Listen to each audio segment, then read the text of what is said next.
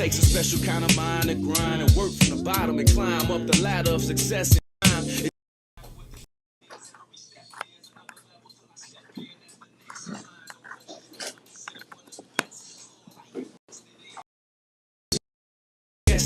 I'm on mine, still restless, yes, even pressed up my records. I blew breath there, and open mics I blessed. I'll never be labeled an overnight success. Passing out CDs, doing shows for free, then dabbing Bo to eat so that my soul could speak over these soulful beats that's so cold to me. Like the breeze, prices that I paid, the sacrifices I made. It's like one day, someday.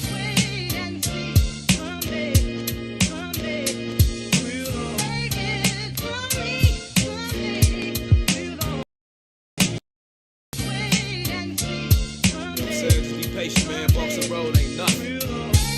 Rotate, doesn't stop, man. Check it out, look. I remember it like yesterday, trying to get my record played at a radio station where they play hits for days. Having a conversation with this lady I'm facing while she making a statement made for me. Your hook, you need to work on your look. For what it's worth, I never took her words personal, but at first I wasn't certain though if she knew my words are personal and not just verses and books until the curtain closes. This is my version of what I know, learning in first person till I blow, and still I know how it feels to know I'm the deal. Did you still feel like a deal? Or I appeal, but they won't know I'm real. I'ma chill till my bars is felt and play my hand with the cards I'm dealt, and that's the plan till it's solved itself.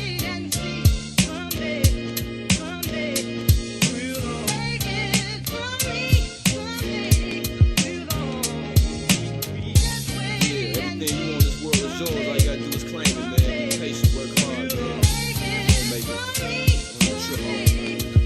Don't make it. Hey yo, it's damn near impossible to shop music without lots of loot to maneuver and make moves with. So I stay in tune with my pursuit. Fuck trying to recoup, I'm trying to move. The truth is I'm used to excuses dudes give, like you can do what I do, food and prove it. Walk in my shoes then. I'm used to goofy producers and cools that try to misuse you quick. Why you got it confused? If you think it's about groupie chicks and interviews in a mix, you got the tools. This music biz, I'ma shine like jewels, unlike these Rubik's Cube dudes with all this woo woo when they spit. Mick Luda is the future, so get used to this. It's day one, not a crew or clique. It's a new beginning.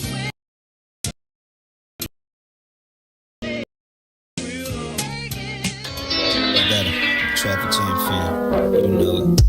I'm from the middle of the map. I get around, I've been there and back. Born in Gary, Indian, just to be exact. Got family in the go and family in the nap. Same shit everywhere, saw it in the air.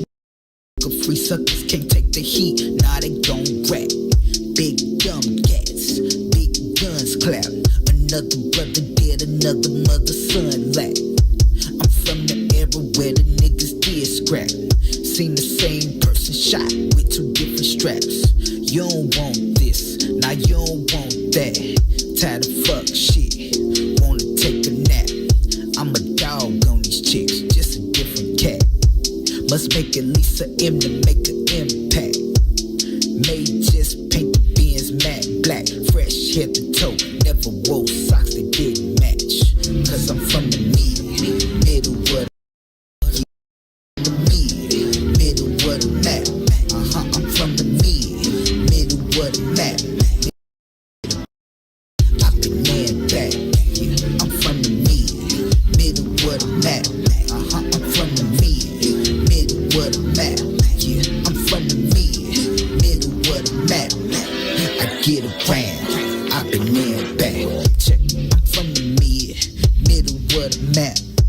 I get around, I've been there and back. Born in Gary, Indian, just to be exact. Got family in the go and family in the nap. Talking money, shit. If it don't make sense, shit, I can sense that. Blowing big loud, never the mid pack. See you talk, that's just big cap. Nigga, I walk the walk with graduation hats. Fuck your opinion, nigga. why we shine wherever we go. We shine wherever we go.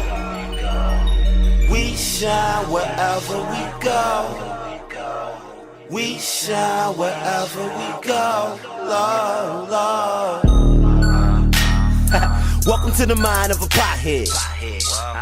On my head, see a young nigga got dressed. We don't give a fuck what the cop said. I'm living a legacy.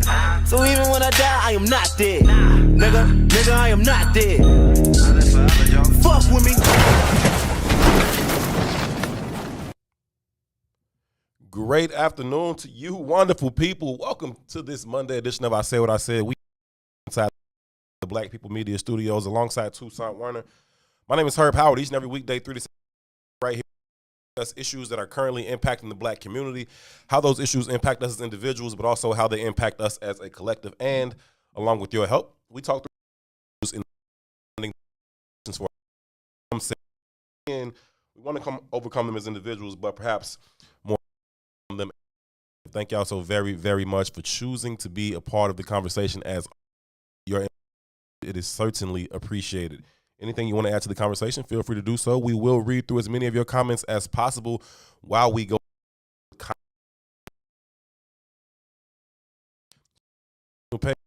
Your personal network, absolutely anyone that you think would add value to this conversation or find value in this conversation.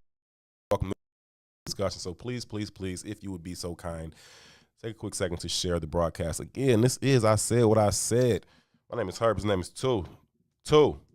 What's happening, good brother? You got a new sticker on the screen on your computer. You see, got the I Said What I Said stickers in. We're going to add them to the boxes or whatever when we send out. Yeah. When I get some more, because I got the sample pack. They're going to say sexist, but I don't really care because I mean exactly what I'm about to say.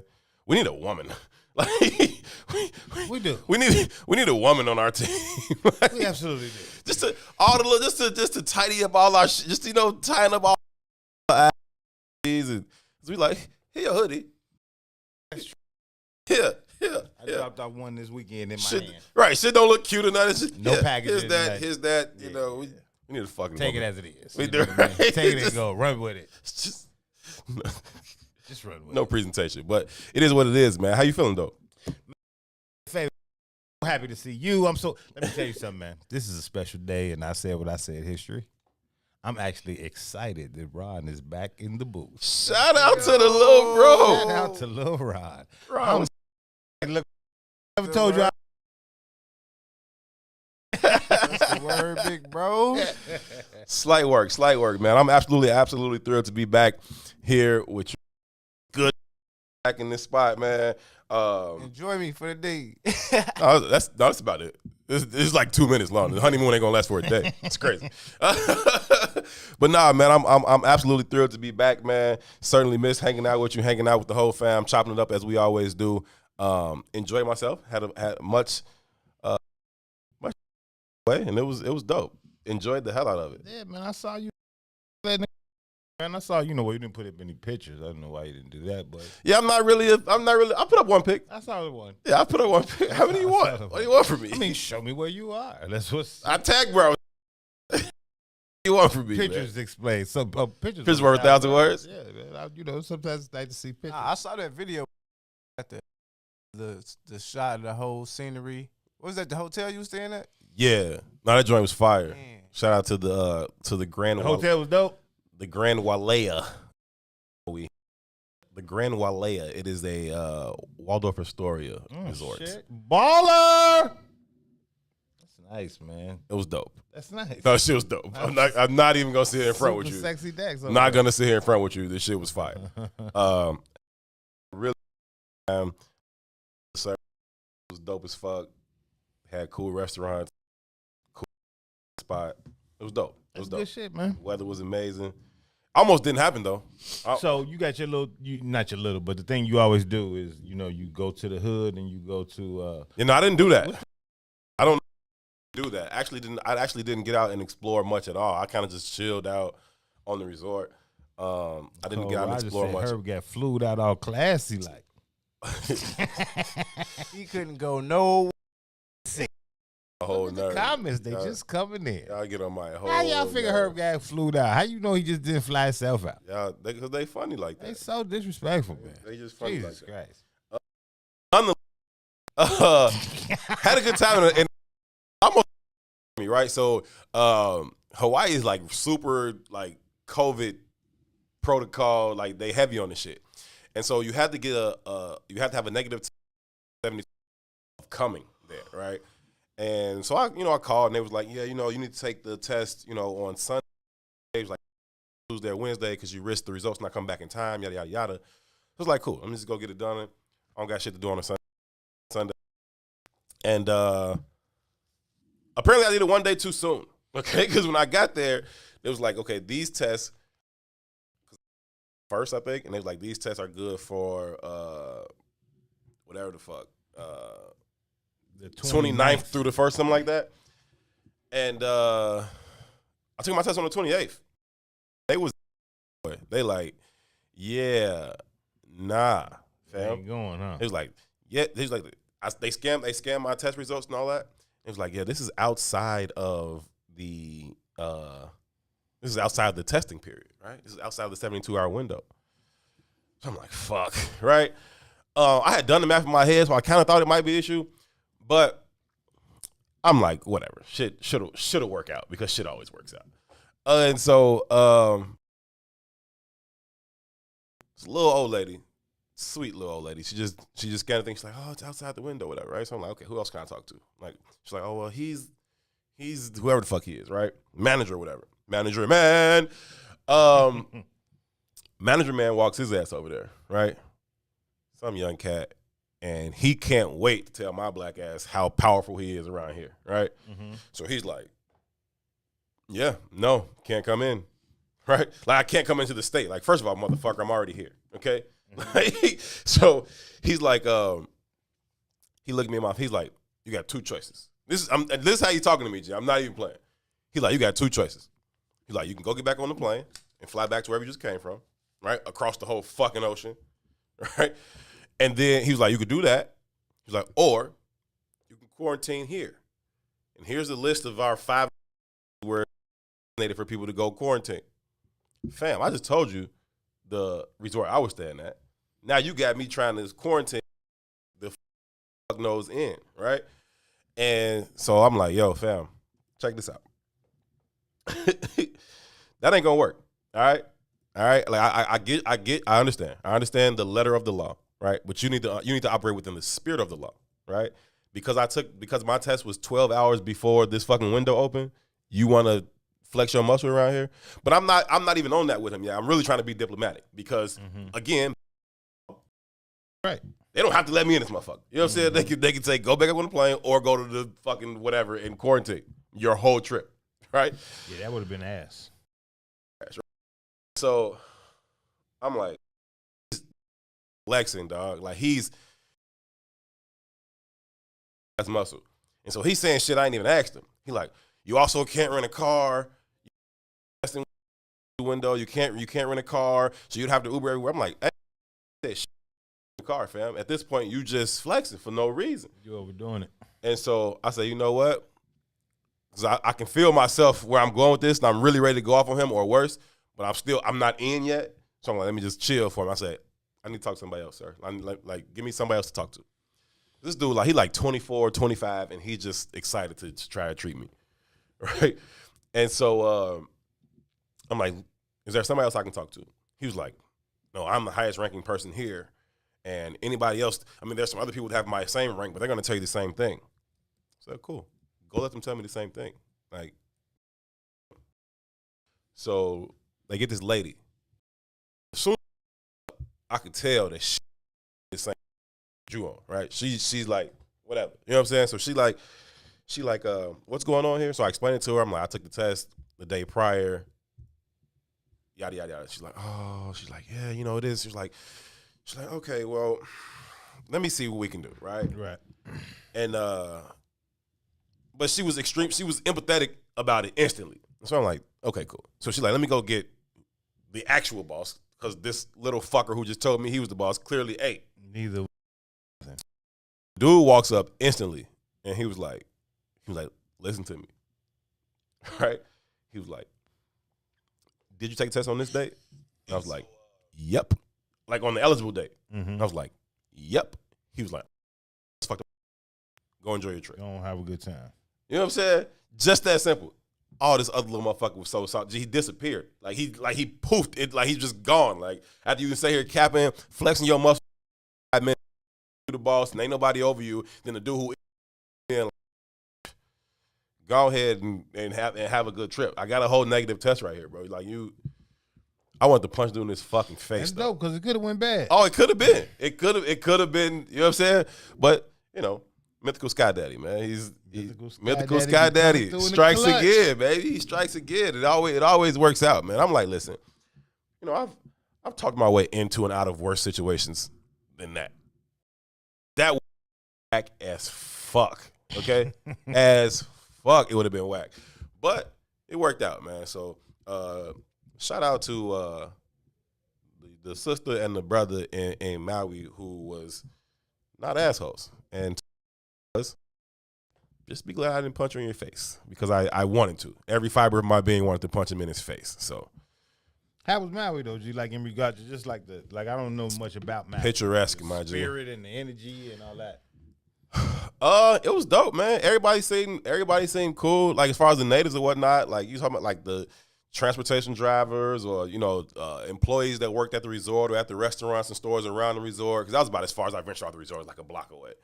But all those people was like really, really cool. It was super, super chill. I talked to this lady. Went to this restaurant. It's heavy Asian, isn't it? It's like, and yeah. So, but I don't. It be Asian, East Indian kind of. Yeah. So it's a lot of that, but it's I don't know. It's like ain't no black people there. No, that's not a thing. Right. That's not a real thing. I saw a couple black people that like lived there that were like natives or whatever. Oh, they live there? It's an expensive place as well.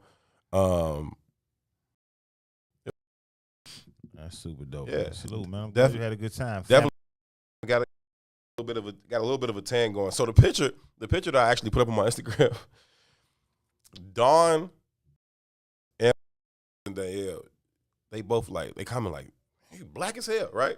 First of all, that's not a problem. Second of all, right? But both of them they might be the two yellowest people I know. Dawn and my cousin Danielle. They was having a conversation about colorism this week too. It's funny. Were they? Because they you know what? I saw them talking about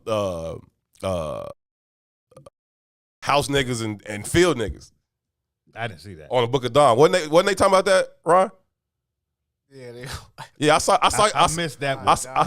I saw y'all talking about that. I said That was today? Nah, this wasn't today. This might have been like Friday or Thursday or something. Okay. I popped in as soon as I turned the show. They talking about which one was better. What would it be better to be a field nigga or a house nigga? I'm like, wait a minute. I said, are y'all having a conversation? I said, y'all. Hey. Anyway, I posted this pic and I put this filter on it because I was trying to make my bae pop. That was the statue. Statue. Yeah, I was trying to make bae color pop right. a little bit more. So I made it darker, but it made me darker too. And it was like, damn, you black as hell already. I'm like, first of all, there's nothing wrong with that. Second of all, it's just a filter. Like, I don't do all that too much. But nah, either way, man, it was super, super funny, man. I always make friends everywhere I go anyhow. But it'd be funny because like the next day, you like on a resort or something, and after you've been drunk and talking shit with people the night before, they remember. And me, I'm like, yeah, it's just another white person. Like I don't y'all remember me because I'm the only black person here. You stood out there. Yeah, you know what I'm saying? I'm the only one here. So yeah, you remember me. Mm-hmm. Y'all looking So- like is what you're saying. What I'm saying is, if I'm walking by the pool and then a 50-year-old white woman walks past, like, "Hey, Herb," it's like you like Hey, the rest of Herb. the 50-year-old white women. I don't know. I don't remember your name like that, but You just gotta say, hey. That's like right. I knew exactly what it was Like, about. I don't know who the hell you are. Just go with it. Hey, Roll with it. I do that all the time in Chicago. it works. Hey, who was that? It works well, but nah, it was definitely a good time. Looking forward to getting back there. stay a little longer this time. This was a bit of a test run of sorts.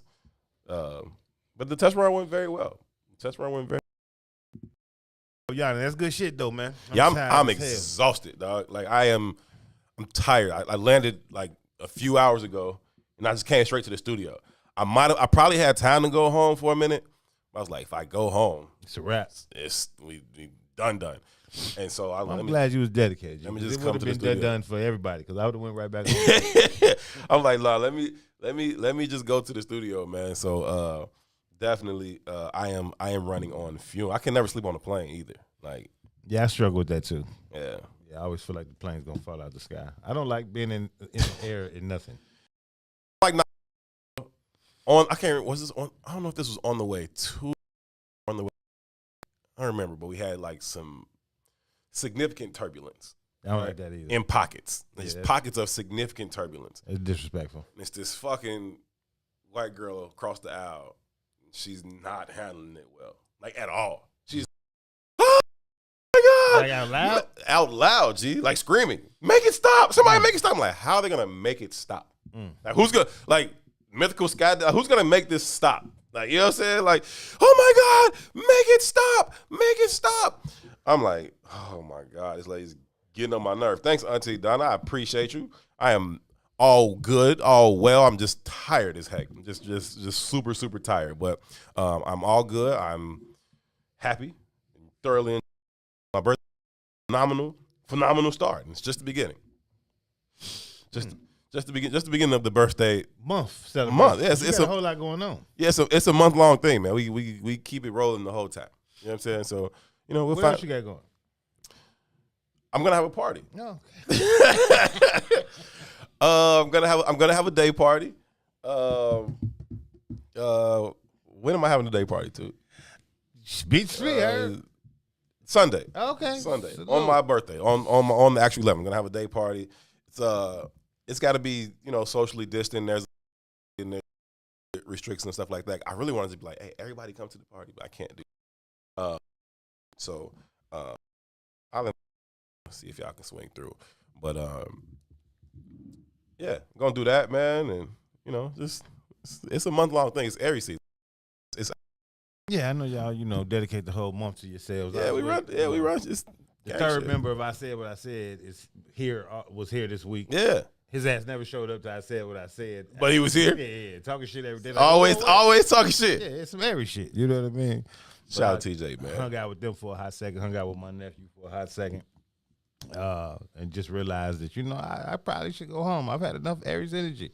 Hey, it's our season, bro. It's time for us, man. It's always every season, though. If you really want to know, it's always bless you. Always every season, man. My Hello. So I've been around this all my life. So we gotta have a drink for her when you come to the party. Absolutely. Yeah, I can't wait. That's one of the things. That's one of the things I'm most looking forward to. Having a drink with you. Oh, okay.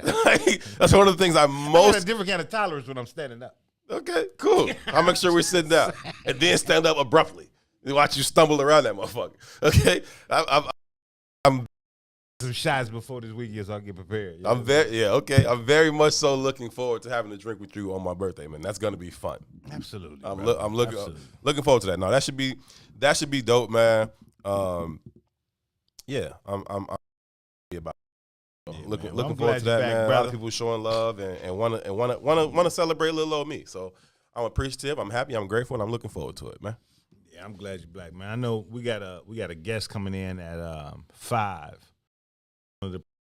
from Soul of America. So this is gonna work in reverse. Didn't how we usually do our program because we usually save the last hour for the ratchet hour. Oh, well, let's just get into the bullshit right now. Get directly to the ratchet hour, but it's not gonna be as in depth as the regular 2 hours, the early 2 hours. But because I could just overshare about my trip. I got bullshit. I know you do. I know you do. But I'm not gonna overshare. Last night they had the versus battle. They came on with the Isleys and Earth, Wind, and I Fire. want a gray beard right now, fam. Yeah, the social media is going crazy right now. The Oh, is going crazy over Ron Isley right now. Ron Isley, man. I saw the game comment, and he said, "My mama finna dust off her bullet tonight." Bullet is the little. Oh, okay, I get it. I didn't watch it, but for 5 minutes, I hate verses. But I tried to watch it for a hot second, and it was like a whole Steve Harvey monologue, and I was like, I can't do this. Yeah. But I was flicking back and forth between verses and doing something that was important to my life. Steve Harvey was the most appropriate person to host that. If they're going to have somebody host makes the sense. verses, Steve Harvey was the most appropriate. You shaking your head, Ryan. Who would you think should host that? Brian never heard of them people. Ron has no fucking idea what he's talking about. He's like, no. It's just what, like Two said, he was doing too much commentating. Yeah, but that's what he does. But I'm saying he was the most appropriate person to do it is all I'm saying. Who else would have done it? Yeah, nobody. Ain't nobody. You can't get Charlamagne. Mm-hmm. So Yeah, but it was good because one, they just introduced, a whole you ain't beer BT. that kind of music. Just to see the responses from the women on Instagrams and like I said, all the social medias about Ron Isley and his beard. They whole bust down was coming out. Super coming out. They whole bust down was coming out. G. They tried to Ryan Isley like 75. They all ready to go. Ready. They all ready to go. Super ready. But he does look like, I didn't know that was Ron Isley. From Like, 75 to 25, he looks like they a ready to go. different person though. Like, Yeah. he legitimately looks like a different Oh, person. that gray beard and all that, it's working for him. He look nice. Yeah, it's fly old man shit. Yeah, it's working for him. It look nice, man. Somebody posted up pictures like throughout his career, and it was like, yeah, this is like a facelift. Like Ron Isley, like a different dude. The memes was hilarious. I saw one that said, yeah, this is Harry Box music. Harry Box music. That is up. really good. I was dying laughing. That's hilarious.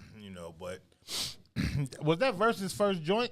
I don't know if that was their first joint since they moved Since they to sold Triller. to Triller, yeah, I think so. Yeah. Unless that Raekwon stuff was on Triller, was it? No, I don't think so. I didn't watch the Raekwon one either. I don't watch none of it because I don't like it, but I Yeah. was just paying attention because it was so much attention around Ron Isley, But yeah, that was He was fly. good for the culture, I guess. You know what I mean. Then we had another tragedy. I guess I didn't get to watch it, but it was fly. Yeah. I mean, I watched a little bit of it today. Actually, when I got to the studio early, I just went back and watched it again on YouTube, and I was just watching a little bit of it. And yeah, he was definitely Shannon fly. Young said Arsenio Hall should have hosted. That's not. I don't know. Right? Mm. Sinbad maybe would have got away with it. How was Sinbad doing? He wasn't doing too well last year. I think he had a bout with COVID or some other shit, and I remember it was like prayers up for Sinbad. I don't know if I've seen any updates. I'm assuming as well though. Yeah, Sinbad wouldn't have been bad. I think Steve Harvey was just the most appropriate person. I know a lot of people don't like Steve Harvey. I get it, but right. To host that thing, I think he was the most appropriate person. So, and he was fly too, on some Steve Harvey fly shit. Some Steve Harvey shit. Yeah, not necessarily that I Looking would have like, wore that whole blue looking like suit Jim like that, but, carrying mask. right? I don't know that I would have wore that, but he be fly. Yeah. So With Good his old pink nigga pants, orange shoes. I don't know what he had going on. I but was looking at that, right? I was different. I don't know the names of the dudes in Earth, Wind and Fire, but you got the dark skinned brother with the long hair. Yeah, You got the and the Smokey Robinson looking brother. and then you got the cool old man who really realized he's an old man, Right. right? Buddy with the fucking little side piece. I don't know what's that. I Called. don't know. Bouffant. I don't know A what that's bouffant. called. Yeah, but I was just looking at one old man who looks like he's recognized that I'm finally an old man. I was looking at him in retrospect to the other two cats, and he was like, "Why am I up here? Why am I on this desk?" They still trying to hang on to some shit, man. Yeah, he's like, they still hanging Just on. I don't in general just don't embrace whatever. Like whatever. Just that. You know what I'm saying? Ages, Whatever man. age Old you people are, don't whatever get no size respect you out are. here, man. Don't nobody rock with old people. It don't. Just be you. Yeah, don't nobody rock with whatever phase you in. You know Exactly. what I mean? That's what I'm saying. So I just would do agree with you. that. I would agree with that, but we be holding on to ideas, man. One of the know or in the cool section. Yeah. We said that before you left. Like everybody's goal in life is really to be in the cool section. Yeah. The cool part of the lunchroom. That's really it. That's really what this whole journey is, and that's why we fuck it up so often. But Instead of creating the cool, you can create the cool. no, that's true. The cool is created all the time. You know what I'm saying? You know what I mean? And everybody else is just following a narrative of someone else put together. Outside of that, though, we had some tragedies this week too, man. Once it's tragic though. X. Yeah, in regards to like DMX's health, going on to life from an apparent drug. Yeah. That's really, really sad, man. He's battled addiction. Shit, basically his whole life. I was about to say his whole career, but basically his whole life based on his own accounts of it. Like since like 14 or something like that. So he's battled addiction since then, and you've seen the story. Not actually seen the story. I had seen him tell that story before.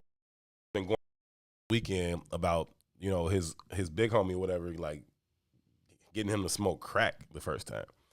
And that shit sucks, dog. Like I don't know if people don't believe, like people who like have struggled with addiction, but I believe them. Right? When they say stuff like it's better than sex, I believe you. And I like sex. It's better than that, and think that I'm not gonna want to do it tomorrow. Okay? like you know what I'm saying? Like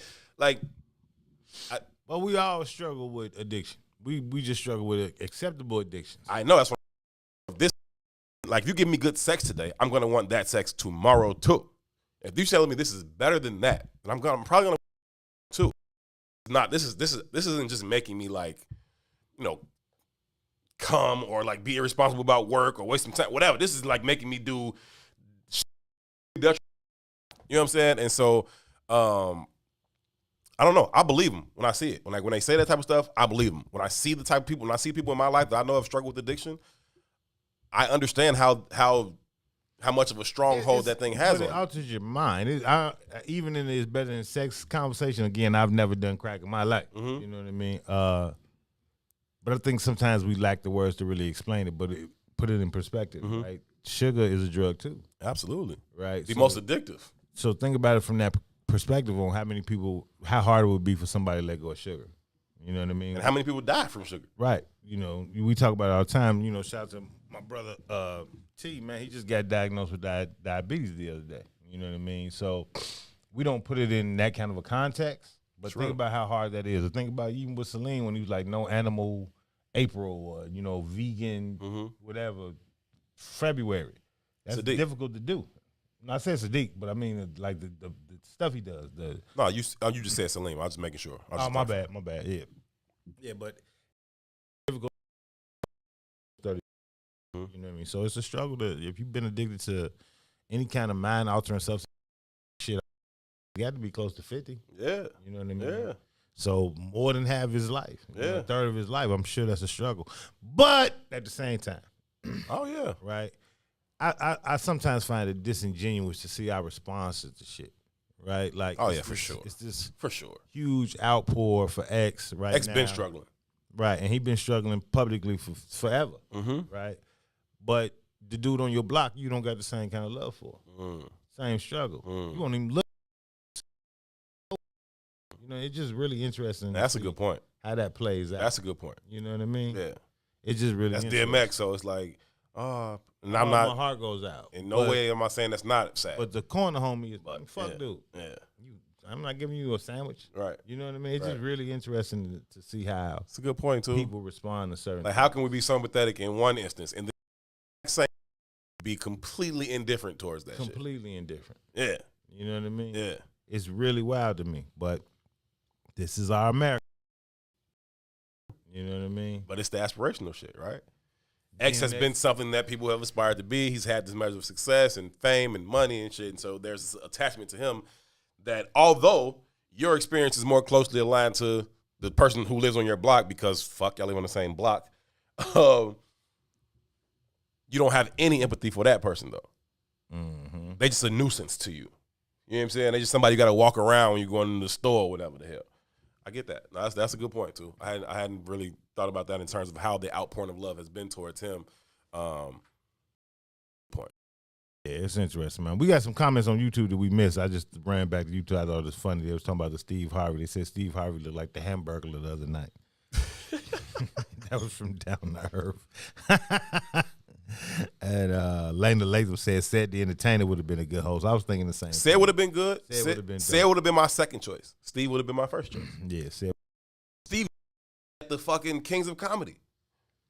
Remember, he did like the whole music segment at Kings of Comedy and on the tour. He played all the fucking music, Earth, Wind, and Fire, and a bunch of them other songs. Like, Steve already did it. Like, sometimes you gotta, sometimes you can just take your personal feelings about a motherfucker out. Steve was the most appropriate person to do that. If they're gonna have somebody host it, Steve was the most appropriate person to do it. Yeah, Said could have done it well. He could have. You were said kind of my mind too, man.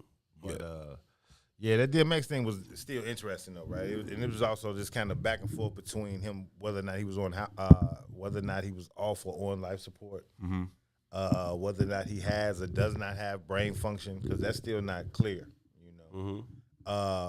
One thing though, I do appreciate that maybe a month ago he was on Nori's show Drink Champs, and it was kind of the longest interview he's ever done, and I guess there's a level of comfortability with Nori. Yeah. Where he was expressing, even the clip just circling the race now, hooked on crack was, you know, because his homie tricked him or whatever it was. That came out via Nori's interview. So, you know, it's interesting that this interview just happened recently, and this happens now because that interview kind of in a lot of ways serves as a, no matter what happens, as a doctrine to his legacy. Yo, do you find it at all interesting that as we've kind of watched a lot of these people's careers evolve, women, do you find it at all interesting that in large part, the ones who achieve the greatest commercial success are the ones who struggle the most later in life? Versus like, you take like Nori and DMX. Nori never achieved the level of commercial success that DMX did. Nori had his hits. Nori is talented, whatever. But as they've evolved, right, X struggles with life. Nori has found his fucking groove and hit his stride at, 50 or whatever. You know what I mean? But you see that also play out, kid versus like a Lil Wayne, like nowhere near the same level of commercial success. But now Lil Wayne is fucking, he's dealing with shit. You know what I'm saying? It's as a person. And Gilly again found his stride at 50. Like I don't know. I wonder if there's some type of, lesson to be learned there, some correlation that could be drawn from that to say, well, the ones who are wildly successful now, you have your examples that's not the case. You know what I'm saying? The Jays, the Diddy's or whatever. But by and large, you get like the Beanie Siegels and shit like that, Freeway, like people type of level of success. A lot of them are struggling later in life versus the ones who they have their level of success, but not to that level. They're still doing kind of spot later in life, even more so than the one they had at 25, 30. Because I think celebrity creates a false belief or false understanding of what success means. So they had an interview with the All the Smoke guys too this past week maybe or so. And he was talking about his experience of playing high school ball at Country Day, right? And he was like, man, I didn't want to go. I was anti that. I was Detroit to the core. When I got there, people was talking about questioning my Detroit reputation, and I really wasn't a Detroit guy and all that. And he said, I hated every moment of it, but it gave me some experiences and some exposure that I never would have had otherwise. He was like, you got to think, I'm in class with kids whose parents are billionaires. You know what I mean? Like, and I'm talking about legit billionaires off business and stuff. Right. You don't know these people. They're not necessarily famous, but right? Super billionaires. Right. You know what I mean? And he was like, for me, coming from a fairly modest home, like my daddy legitimately worked on a plantation. He said that, he said, and I got to see that up close, and he said, I got to see how unhappy the vast majority of those people were, right? So he gave me an understanding of, I want this NBA thing because I love ball, right? The money. He said, I want some money. I want some things, for sure, but I don't have to have what they have. He said, I got to see it up close at a very young age. Right. And community where we come from such brutal levels of poverty, you know what I'm saying? And I'm not saying DMX is a billionaire. Imagine, let's 14, like if you know the DMX, that's all tattoos. Yeah, he was dogs in everywhere. facilities, his 7 to 14, he's lived the system and all was that. through animals that he found strayed in the streets. Right. You know what I mean? Which is wild. Yeah. So, you take you from that kind of a lifestyle where you to a lifestyle of opulence where you can damn near have anything you want. And it confuses the transactional nature of human beings and the very innate value of love. Right? It confuses it. And you keep seeking for some shit that you're not gonna find. You think you can find it in another thing. Right. Yeah. It ain't in there, G. You can look for it at the bottom of a receipt and look for the bottom of a needle. You can look for whatever the fuck you want. You ain't gonna find it there. You know what I mean? Especially, I think especially though, and Cherie made a good point about how fame, not only is it also trauma, are yet to deal with. And so even if you find something that allows you to your these traumas, be that fame or fake love, million, a big crew around you, and so this fake love comes when away. Inevitably, you find yourself probably in a even right, because now whatever that thing was that was kind of being a safety blanket or a pacifier for you in this moment, that's gone, and now you even worse than before you had the damn pacifier. And if you from 7 to 14, you lived in all these group homes and boys' homes and detention centers and all that other shit. You these dogs, you found it in fame, you found it in money, you found it in groupies, you found it in the entourage, you found it wherever you found it. And then that's gone. Now I'm stuck with this shit again, even worse now. And I don't know, man. That's gotta be to deal with. And I don't know, man. Shout out to DMX, man. I certainly hope he pulls through. But I love your point about, if we can be so empathetic towards DMX. And again, nothing wrong with that. But if you can be so empathetic towards DMX, why can't you be empathetic to the person who's struggling with the same addiction that lives on the same block you live on? Yeah. Cherie said something else in the comments too. She said, hold on, that move. Said, when survival is at the forefront, you don't have time to worry about emotional deficiencies. Necessities are taken care of, all that other stuff starts creeping in. So this is what I thought about the DMX thing. Not necessarily like the success. I just think in general with creatives, I think in most instances, most creatives are traumatized by something. It's just the very nature, right? Creation comes out of discomfort. You know what I mean? And they express themselves in order to overcome whatever that trauma is. You know what I mean? And real creatives, not the ones who just out here like really just living out fashion shows. Right. You know what I mean? I mean, the people who are really creating what we deem as art. Right. You know what I mean? No, I dig that. I think it's therapy in most instances. Did you see the post that D Rose put about Kanye? I did. Yeah. I did. Yeah. D Rose posted a long post about Kanye West. Just an admiration for Kanye and how he's always looked up to him. And announcing the D Rose and Yeezy sneaker. Be clear. Let's keep it above. Be clear. Right. But he talked about Kanye's road and his whole career from childhood up until present day, and talked about his level of respect for it, and he drew some parallels between both of their careers. Obviously both being from the Chi, having some ups and downs, having some tribulations. For D Rose that looks like injuries and other shit. For Ye that looks like I don't know where the fuck Ye. But I thought very interesting post to see from Derrick Rose. First of all, Derrick Rose isn't much of a talker, and so for him to write all of that was interesting in and of it. Just sit down and write all of that. Interesting to me. Not that I don't think he can write. He's a writer. I'm just saying, just for him to sit there and express so much is surprising to me. But it was cool to see. Shout out to homegrown kids, man, doing well. Yeah, I saw that. Salute to D Rose. You know what I mean? And salute to Kanye West as well. You know what I mean? I'm a huge D Rose fan. Bro. Me too, man. Huge D Rose fan. Like I respect and honor Pooh. I understand Pooh's story. I know they are as paralleled as his writing. As he's alluded to. Right. You know what I mean? But it's marketing, man. You know what I mean? You got to sell the snake. You know what I mean? Yeah. So I don't plan on buying a sneaker, but if I can get my hands on a pair, I get my hands on a pair. Dude, I don't think I've ever had a pair of Adidas. Nah, I am. No, I think I had. I'm an Adidas dude, but the Yeezys is comfortable. They're super comfortable. Are they? They look super comfortable. They're super comfortable. Yeah, the Yeezys look super comfortable. I don't know.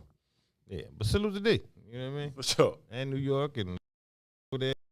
Yeah, too. Like again, come out with the sneaker, bro. For sure.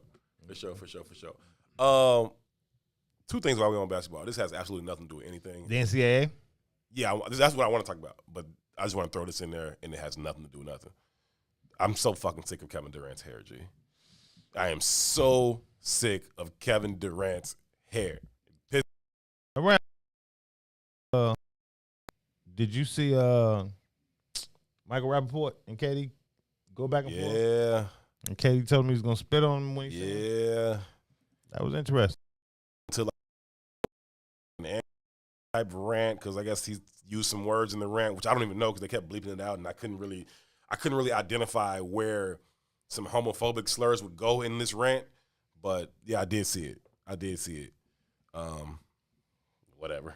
You know, whatever. You know what I'm saying? But I thought about that too, though, right? Like Michael Rappaport is the dude who played Remy in. he did play. in He did play Remy. real shit, like Instagram around like race and social issues. He's been on some real shit. I've liked a lot of things he had to say over the past year or so, just as racial and social issues have been. He got another movie that came out like right before Higher Learning or right after Higher Learning called White Boys, right? And it was kind of a like he's been in the circle of the culture since he was a young kid, Yeah. right? So even White Boys is like a mockery of white cats dealing with hip hop. Yeah, like okay. a kind of culturally conscious film about how white boys play inside the realms of hip hop. But I thought about it from the standpoint of how when we give people keys or access to our house and how people kind of abuse them, right? And the cultural differences between, even though you might be an advocate or, you know, an ally per se, Right. there's cultural differences. Right. Right, and the context of those cultural differences mean everything. Just like you said, they're trying to turn certain things into this homophobic, yada, yada, yada. You know, the way we use language amongst ourselves versus how we might use language in the public sphere is two different things. Right. And and they say that Michael Rappaport leaked that conversation himself. Yeah, he did. Right. And Katie was like, man, we say worse than this to each other all the time, and now you tight about it? Damn, like, okay. Yeah. Yeah, so yeah, Terrence Thomas said Zebrahead. It wasn't White Boys, it was Zebrahead, right? That's the name of the movie I was thinking about. Okay. But even still, man, I think it's interesting, like what happens when you let people into your crib. You know what I mean? When they really grasp and understand, it's like gentrifiers, right? They come to the neighborhood, they like, man, turn the music off. Like, Right. hold on, fam, you a visitor. What you doing over here, You know fam? what I mean? What you mean? I can't let my dog out in the front. That's how this work over here. Or I can't hang out in the front. Or you can't sit on the stoop. Yeah, that's true. We hang in the backyard. Who is we, white man? Who is we? This ain't yours. We sit on the front porch. Like, that's what we do. Fuck you talking about? It's interesting, though. It's just interesting to see it play out, man. I mean, Yeah, but we seeking that kind of connections. we do. We You know do. what I mean? Door. Like, you know, on one hand, you cheering and clapping for on one hand, clapping for Michael Rappaport, but then when the shoe drops, it's like, hold on, man, this ain't. Maybe you didn't fully understand. And again, it goes back to the same thing all the time, bro. It's not knowing what team you play for. It's not having your team clearly identified. And when your team is not clearly identified, then it's easy to confuse Michael Rappaport as a teammate. You know what I'm saying? Just because he cheered for your team or he likes the way y'all play us. I don't know. You know what I'm saying? Like, nah. Like, that don't make us teammates, though. You feel me? And so, you know, until we get that thing identified, you'll continue to see people make inroads into our shit. And once somebody gets comfortable, they're going to rearrange some shit. They're going to want to decorate and shit. They're going to leave their own imprint on your shit. It's like, well, you let them in. You know what I'm saying? You let them in. So now you just got to deal with it. Yeah, I'm just sick of Katie's hair, man. Dude, he needs to do, like, I'm not saying, like, he got to go get a perm and change the grade of his hair. You can't fucking brush it, though, B. Like, he pisses me off. I don't care. Garda said, remember a couple years ago, Ice Cube had to check Bill Maher for using the N-word. I absolutely do. And I don't even think Ice Cube really checked him. You know, I think he could have did a whole lot more. But I feel the same way about Bill Maher. He's one of them dudes. He dates black women. He gets this kind of entree to our community, and then he does certain shit. And I'm like, man, dude, you Bill Maher. And the talk shows? Talk Oh, show. okay, cool. It just sounds like more Bill Burr, but okay, cool. No, it's Bill Maher. But I agree. It's the same kind of energy, right? He thinks because he dates black women is good. Okay. You You know what I mean? I just think it's interesting to see how it plays out. Yeah. We also got the NCAA tonight. Yeah, man. I was actually looking forward to the bigs chopping it up today. On the Soil did not air here on the network today. Man, because first of all, shout out to Juwan Howard, man. We talking about Chris Webber a minute ago, the Fab Five. He won Coach of the Year, but he was trying to get that team to the Final Four, bro. And UCLA just won't stop this miracle fucking run they've been on. They went from officially like in the tournament for real, for real. I mean, you are, but whatever. That's the first four. They go from the first four to the Final Four. Like, that's crazy, crazy. And they beat Michigan, man. And Michigan had a chance to do it. They ball the three because I think his nerves got the best of him. But then they got the rebound right under the basket. And then, dude, I don't know what he was doing. Like, all you got to do is turn around and lay the ball up. I think the nerves best. And they lost, so Michigan went home. But shout out to Juwan Howard. He's done a phenomenal job with that program. Look forward to having them. Hey, you know Nuke's my cousin. I ain't surprised. Hey, G, y'all Princeton Park. Y'all whole family. It makes sense because this is what I'm about to say. Your whole family looks. Hey, you weekend? Fuck. Okay. I said these are the same kid. Like, I mean, two of them is girls, two of them is boys. This is the same. Like, golly. That's funny. Yeah. But definitely. But And then shout out to Jalen Suggs. G, he is a problem. A monster. A whole ass problem, G. A monster, fam. They played what has to be one of the instant classic college basketball games ever, UCLA versus Gonzaga. Gonzaga ultimate game. Gonzaga. They've been number one in the country all year. Undefeated, trying to complete their undefeated season to Baylor. Baylor. Again, but that game was fucking classic, dog. And man, UCLA continues their magical run. They take this game to overtime, right? They get a shot at the end of the regulation, take it to overtime. They get down by 5 in overtime, which is like almost an insurmountable thing in overtime, especially when you're the underdog. Once the team that's supposed to win kind of gets control of it, especially in overtime, it's over. Real. UCLA didn't blink. They came back down. That dude, Jaime Jaquez, hit a 3. And then Ginseng, whatever his name is. Mr. Jump Shot came up, got the tip. He hit a bucket shot back, had a game up. Fucking Jalen Suggs don't even. It's like I'm on the bus. What's interesting about this, though? Second. Something like that. If you commentator, right? Ball is inbounded. Before the ball is inbounded, Jalen Suggs ain't nowhere near the ball. And the commentator says Jalen Suggs has to get the ball. We got to see what he's made of, right? Man, that man past half court was like cash button. Drop it. The Final Four is the greatest version of amateur sports that I've ever seen. You can't touch it. You can't touch it. You can't touch it, G. You can't touch it. That's free game. Like that ain't shorty. That ain't nobody out here playing for money. Those are shorties just laying it all on the line. Like, I want this. I think Mark Few, the Gonzaga head coach, said it was the greatest emotional roller coaster you could ever go on into. It was just even after the game, even right after Jalen Suggs hits the shot, Mark Few, head coach of Gonzaga, they just wanted to go to the national championship. All he could do was look back at the coach from UCLA like, bro, I don't even know. Like, kids won, right? But I'm sorry, your kids had to lose this game. Nah, like, that shit was poetry, G. That shit was beautiful. That shit was crazy. He get the ball, he dribble 3 seconds, he popped right across half court, let that joint fly, bank it in, and then he said like D Wade and I don't know, maybe Jordan, like Jordan and D Wade did. I was going to jump on the table like that, man. That dude is a whole problem. Man. I haven't watched the whole game yet. I don't know, probably drunk at the pool or some shit when the game was going. But the starts going crazy, right? My sports chat started going crazy. All the guys like, oh my God, this shit crazy. I'm like, what the fuck is going on? But by the time I did, the game was over. I watched the highlights. I gotta go back and watch the whole game, like, cause that thing was nuts. It's one of those games you hate that you missed. Like, but definitely you going with Gonzaga tonight? If I was betting, yes.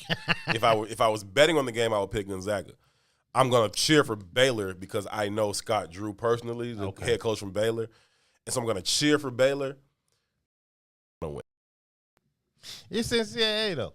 Anything can happen, and Baylor's good. Baylor's good. They didn't get there by accident. Yeah, they 27-2. They didn't get there by accident for sure. These have been the best two teams in the country all year. Michigan has some time. Illinois has some time, but consistently start to finish, Gonzaga and Baylor have been 1-2, and like we get two number one seeds like that. The business of basketball is changing the landscape of the NCAA tournament. Mm-hmm.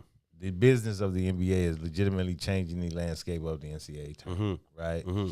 You start thinking about Melo now in the league. When you think about him forfeiting college and going overseas and doing all the things that he's doing and then kind of dominating. Oh, you talking about LaMelo? I'm like, no, Melo went to college. He won the championship 1 year. No, I know. I mean, LaMelo. Yeah, okay, but even with the 1 year, you think about it, for the last probably 15 years, it's been the one and done guys that have kind of dominated the conversation around college. And Jalen Suggs is he like a junior or senior? He's a one and done. He a freshman? Yeah, he one and done. Really? Yeah. So you got, but when you think about it, though, where was Kentucky this year? Where was Duke this year? Yeah. They're not in the conversations, right? And they're Kansas. Yeah, they're 5-star school, 5-star elite school. Blue Bloods. The Blue kids, they hot kids is going to the league. Mm-hmm. They already opting out already, but they didn't even make a wave in the college game. You know what I mean? I got to go get this money. But then you have this other class of kid coming out of high school, like college. You know what I mean? So either league rules, they are, or I'm out of here. I ain't got to do this shit. I can go straight to the D League. I can go overseas. I got all these other options. I don't need college. Mm-hmm. And either that's gonna happen or college is gonna have to pay kids. Period. Both and needs to happen. I think the league's going to change the rules to where you can go straight to the league from high school again, and I think college is going to have to start to pay these athletes. I think that college game was kind of afraid of these one and done kids kind of messing up the game, and so I think that was initially why I was like, okay, let's just let them go straight from high school because they just fucking up the game anyway. And then it was like, nah, they got to come do a year. And it's like, for what though? You know what I'm saying? Like, I mean, if a kid makes the wrong decision, if they don't have the right parenting or right around making a poor decision, say I'm going from high school to the league, and then you don't really make that jump like that, now you just up a creek, then so be it. Who are, let them go. Let them go. They've even been talking about it in football, and I don't really think I wouldn't advise that just because of the physical game. Advise that 18-year-old going to the NFL, but basketball, roll. So we don't really talk about this in the context of race, but it's a racism thing, right? You can go pro in golf at 15, 13. You can go pro at tennis at 13, 15, something like that, right? Baseball. Yeah, it's same. They don't usually go straight. If you that good, you can. You know what I mean? So the context around football, I hear you because your body's not fully developed and it is a brutal sport. But it's the same conversation around the conversation around basketball is fully based in race. Fully based in race. Right? It's also why they make football and basketball. Like, I don't care about them other sports. I mean, not to say they're not important or don't matter to people who care about them. Sure, they are, but they don't fund schools like football and basketball. Right, I read a report once about just the football bowl games, and I think they made so much money that they paid everybody and all their vendors. They still had like $500 billion left. Yeah, I heard something like they could play every division, not every player, every division at every college in all of America, $1 million and still profit just off what they make from the bowl games. Easy, dog. Right, think about that. Every division, easy. Every player, easy.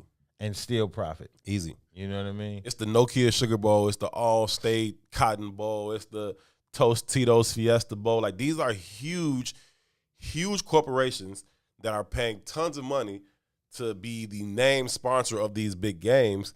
And these shorties is out here putting it on the line for it and not getting it. Definitely pay them. Yeah. Definitely.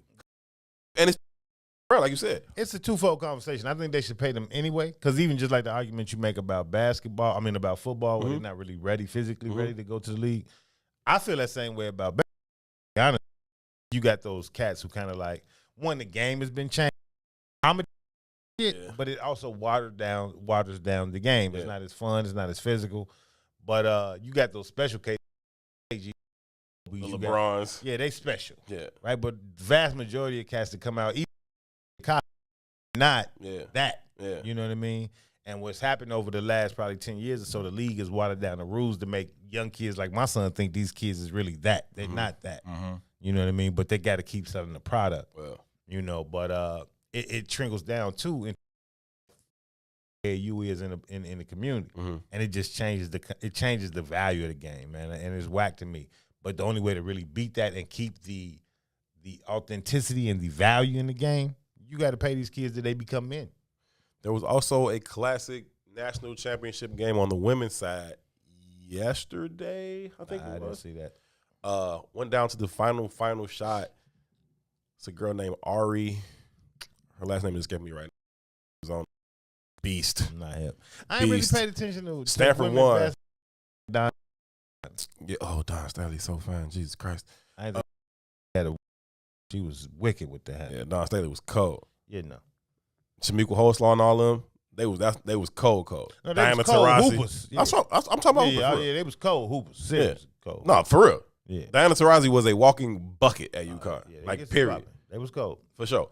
But they had a cold game last night. I want to talk about that a little bit too, and I want to find out how you feeling about the championship game tonight before we get into some other things here this afternoon. This is I Said What I Said. Howard and Toussaint. We'll be WIFTBPM. Today we learned that a Kentucky state grand jury found that the officer responsible for killing Breonna Taylor. Rulings like this one set us back and come as yet another challenge to the hard work and progress we've already made. It means we fight even harder against the systems of inequality and injustice. Keep too many of us. We will and we must continue to say her name. We and continue to demand justice. And we will and we must do everything in our power to prevent any more names from being added to this roll, like or closer to home, Rakia Boyd, Laquan McDonald, and too many others. I support you to protect you. Regarding the CBS 2 story last night about the raid on the social worker's home, why did your administration go to court to try and prevent the body camera video from being broadcast? Why is your asking the judge to punish Miss Young for sharing video of her own home being raided? And I watched that video.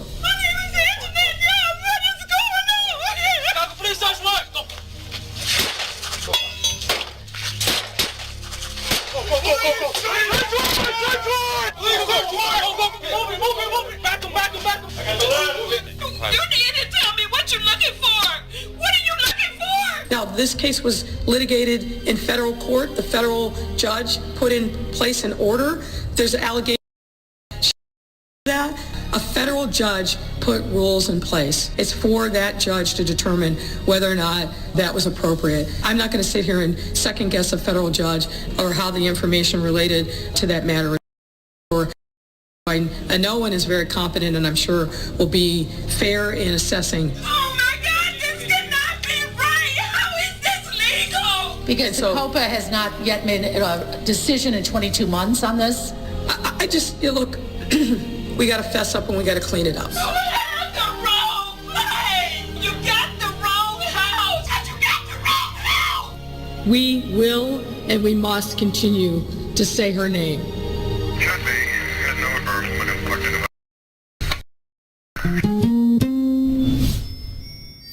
When you got to Kennedy King, so you remember Corey Brown? I definitely remember Corey Brown from Morgan Park. Yes, sir. Yes, sir. Murder, man. So I got it in with y'all one day again, and then y'all literally went out and destroyed some people by about 50 at Kennedy King, and I'll never forget. Somebody shot a jumper. It came off long, and Corey will tell this story to this day. He says he went up, and I was in the stands. He went up for the rebound, and before he could jump, he said he felt a foot on his head. And it was you, and you caught it. Classic P-Mac catching it over everybody, putting it back in. He says before he jumped, he felt a foot on his head. And Corey was 6'4", easy. On his head. Yeah, Corey was 6'4", man. I used to just, I don't know, I had a knack, man. I was always uber athletic. Early, you got to come from the opposite side. I had a guy in my neighborhood named Wayne Irvin, legendary dude to us in our neighborhood. Played at Chicago State, played at Wyoming. Okay. Played against Patrick Ewing. He passed away a couple years ago, but went to CVS. He was a decorated player. A lot of people knew him. And he taught me early, like, you attack offensive rebounds from the opposite side. So if somebody shoot from the left wing, you crash from the right. You can crash because it can go either way and you can get it. I was so big and athletic. I used to get a lot of tip dunks. Like, for some reason, people never boxed me out. And once I got a running start, if it came off anywhere over the rim and bounced, it was different. This is Eugene McIntosh, one half of the illest independent sports media outlet in the whole entire land, the Bigs. Check me and my player partner Terrence Tomlin, a.k.a. T-Tom the Great, out every Monday, Wednesday, and Friday from 1 to 3 on Black People Media Network.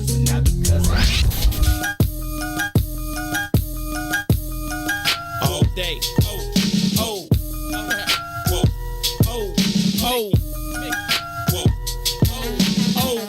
Check it out. See, while you was on the corner trying to scrape up pack money, I was driving 80 stack trucks off rap money. I'm back money. If you want it, come to the hundreds and ask for me. Meet them OGs that are blast for me. I'm right here. With no safety, a loaded magazine on me. Southside, that's as wild as it gets. And no, I never sold crack. That's some house nigga shit. I'm not judging, but every man that's a man gotta stand by his. You can take it how you want, but you can never be me. You with the break it down any way you like, you get the same result. Get in tune. I assume pole position. Whoa. Oh. BJ, get him. Come on. Reporting live from the gutter where that butter get gorillas jobs. That's why we call it work. The same work to get a nigga robbed. I throw my dice against the concrete. If the bitches pass, see you later. Grab my paper, tell her they kiss my ass. This the jungle, baby, I'm a lion. Try me, I'll be firing. The same banger, rhyme. Pray you survive. Them vultures. The mother niggas just so-so. How in the birth a nigga this hot in the cold go? I went from 20-inch assassins on that Osmo to the pretty 760 sitting low on them bozos. Those are big shoes, you motherfuckers is so slow. Get caught without your heat in these streets is a no-no. Baby need Pampers, daddy need that photo. It's bread or nothing, big old niggas, you see the logo. What is happening, family? We are back and we are live from inside the What's In It for the Black People Media Studios alongside Toussaint Werner. My name is Herb Howard. This is I Said What I Said. It is intellectual thuggery at its absolute finest on a decent Monday here in Chicago. A little gloomy, a little drizzly, but decent weather nonetheless. Spring is upon us, too. Aries season. Did I say that last segment? You say it every time you get a chance. Cool. We're going to say the next segment, too. Shout out to all the Aries. Happy birthday to all of us. I got a lot. Naya, you Aries? Naya, I can't hear what you're saying in there. Understand she could touch the mic. Turn the mic on. Your birthday was yesterday, man, Naya? happy belated birthday. No wonder you got 37 inches of hair in there. No wonder you got Saki Yaki. That's what's up. Happy birthday, Naya. I didn't know you was an Aries. I knew I liked you just a little bit, man. Sorry, that's what's up. How old you turn, Naya? 19. Oh, shit. Cracking. Oh, bad t-shirt. I just launched my brand yesterday. So yeah? T-shirt. Yep. All right, I'm with that for sure. What's the brand? It's called Mind Overflow. Mind Overflow? I can dig. I want he finna show y'all. Oh, Ron. Hold on, let me put y'all camera up in there. Hold on. Look at Ron supporting the home team. Ron, you've not bought none of our merch. Right, in the camera, Ron. The camera. Right. Why does it take so long for you to purchase our merch, Rod? Nah, tell them to put it in the camera. Y'all supposed to give me free merch. Yeah, turn the camera off now. Oh no, right. Jesus Christ of Latter-day Saints. I want to see the shirt. Okay. I can dig it. Yeah. Oh, and they got stuff on the back. Super dope. That's what's up. Shout out to you. Congratulations. Thank you. And happy birthday. Indeed. Aries gang. See, we run shit. And all the shorties in my family is Aries too. I mean, like, shorty too. But like the babies in my family, the 2, 3, 4, it's like 5 of their birthdays was this week. I'm like, y'all, it's a lot of y'all, man. That's how it is. I like this. I like to see. Leos in my family. Let's keep it going. You know what I'm saying? Make sure this Aries thing continues forever. People be getting involved in August. I don't know, something about the month of August in my family, people like to get it in. Obviously, we like to get it in the winter. Right. Just be in the crib hibernating and humping. Humping and hibernating. Every other day, somebody's birthday, man. That's what's up, man. When time comes around, we'll I'm not ain't shit to me no more. You be 45? August 5th? Oh, okay. Yeah. That's what's up. Yeah, I'm gonna take me a trip to Maui or some shit. You should. Take me with you, bro. Let me go. I'm saying, bro, the Hey. You know what I'm saying? Maybe meet some Polynesians and shit. It's good. It's good stuff, man. I said, the driver, I'm like, yo, where the strip club at? He's like, oh no, not in Maui. Like, it's illegal in Maui. It's illegal. So you got to go to Oahu, the other island. Yeah, I'm sure. I was like, well, can you drive me to the other island? Can you cross that island? I'm not going to Maui. That's whack. I just want to see what's to it. I just want to see what's to it. Where's the hood out here, fam? Yeah, I got. See, now that would kind of, to be honest with you, that would kind of give me a little trepidation, a little bit. Just give me a little bit of pause, because like you drop me off in a hood that's ours, I'm cool. You drop me off in a hood that ain't ours, I'm like, I don't really move. Different shit. Like, I don't know how my energy is going to be received here. On that note around DMX. Still gonna go. On that note around DMX, right? So low key, man, if you like the cocaine cartels, like the Sinaloa brothers, and what's my man's name who always break out of jail all the time and all that shit? Pablo. No, not Pablo. Whatever his name is, man. Him. Fuck. Okay, go ahead. So, somebody will tell us. When you fully grasp and understand how drugs work in America, they come to Chicago first, right? From Chicago. Very powerful anchoring of that community, the Sinaloa community in Chicago, right? So I met DMX a few times because he used to hang with that community. You know what I'm saying? And I was with that community a little Walk bit. softly. You know? I'm with you. I'm with you. But I was with that community a little bit, right? And we was with that community one night. El Chapo. Thanks, R.O. Double. Yeah, Chapo, right? So when these cases get mentioned, the names of these cats that I didn't say names of these cases. And we with them one night, and DMX is with them, right? DMX got songs about these boys. You know what I mean? But it's me, okay, right? And is very extravagant and is very. Hey, D Rose dropped opulence in his post about I said he didn't write that. He who didn't wrote write this? That. D Rose didn't write that. They don't use these words in Sylvia. Hey, as soon as I said that, I kept that reaction. I was like, I've heard you talk, sir. Wow. But Look, anyway. we in this little setting or whatever. That community, TJ at the time was popping in the city, right? His record was like #1 on the radio. Like he was popping. I mean, they was trying to sign him, and they was offering money that we didn't have at the time. It was really interesting. Of course, Salim has intimate mouth. So he's like, "Cuz, what you think, man? You know, you think I should sign this, man? They want now." Now at that stage in our lives, I was like, "Gee, that sounds wonderful." Sounds like something. I said, but the whole time we've been here, I've been scared out my motherfucking mind. I said it's one thing to deal with nigga criminals. It's another thing to deal with these kind of criminals because man, they start saying stuff that you don't understand. A little bit of it, it's like I don't know, I don't like it. I don't like it, man. So, yeah, that's kind of a different thing. Like that's kind of a even in Chicago. Like when I'm in all the like that was Latino Chicago. hood, that's what I'm saying. But I mean, like I don't know, man. It's just it's a different kind of like I don't feel as comfortable as I do around us. Yeah, I was very uncomfortable, dog. Yeah. I'm uncomfortable, dog. I Yeah. was very uncomfortable. You know what I mean? I was like, yeah, man, let's just get away from here, right? Fuck the deal. Fuck all of that. Fuck all that. Let's go. Get me out of here, cuz. Uncomfortable, dog. Difference. It was very uncomfortable, man. On that note, though, I was just telling you offline, man, that they had a report that Meg Thee Stallion just donated $50,000. Stallion, $50K to stop and Asian I'm saying hate. 50. It might be more than that. I don't know. Whatever. If it was $50, Meg would like. Meg probably Asian hate calls a week.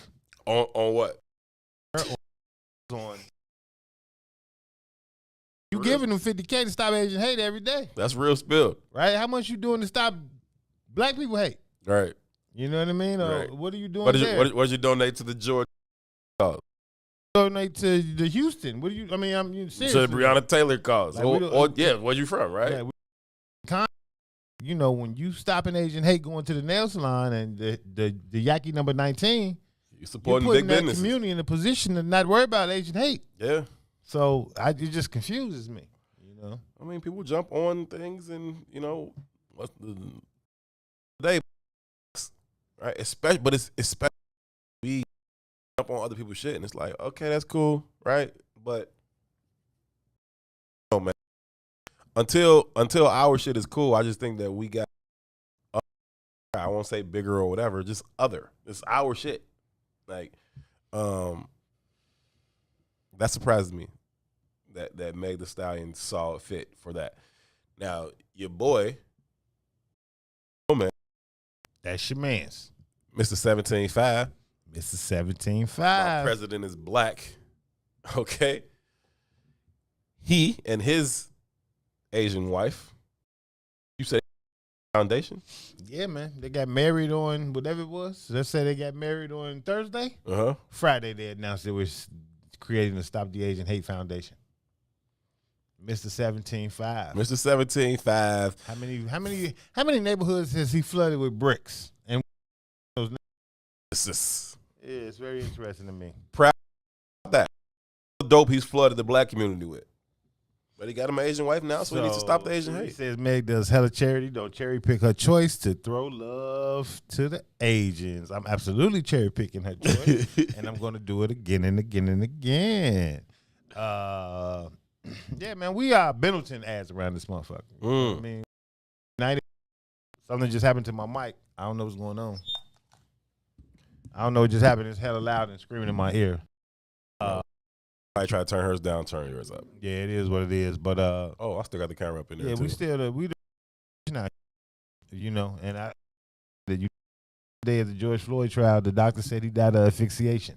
Okay. He didn't die because a man was standing on his damn neck. He just, asphyxiated. asphyxiation. It was a spontaneous asphyxiation, like combustion. Kenny said she also donated $100K to the Breonna Taylor Foundation. Period. Right. Right. It's period. So that $100K that she gave to Breonna Taylor Foundation, salute. But if we looking at Meg Thee Stallion career, she from where? Mm-hmm. The nails that she's doing and getting done, I can almost guarantee you in her life she's giving more than $100K just to the local beauty supplies and the local beauty salons and the local nail shops before she was even Megan Thee Stallion, when she was just Megan from down the street. Mm-hmm. I just think, I just interested in understanding how this game is played. I don't think we view it, you know what I mean? I don't think we view it as that way. Not in the sense where teams need to be properly identified and then your movement needs to be properly aligned therein. I don't think that we kind of view it that way. Listen, if Jeezy then got him an Asian wife, and now you want to do all that. That's fine, bro. But it's like, again, right? And we don't. I don't shit on dope deals and nothing like that. But you proudly, much you done flooded our communities with. Some be there as well. You know what I'm saying? And I don't know that he does it, but all I'm saying is this. I have not seen people from their communities come to our relief aids. I haven't seen that. Is that to say it's never happened? No. I haven't seen it. And so when I get Meg Thee Stallion,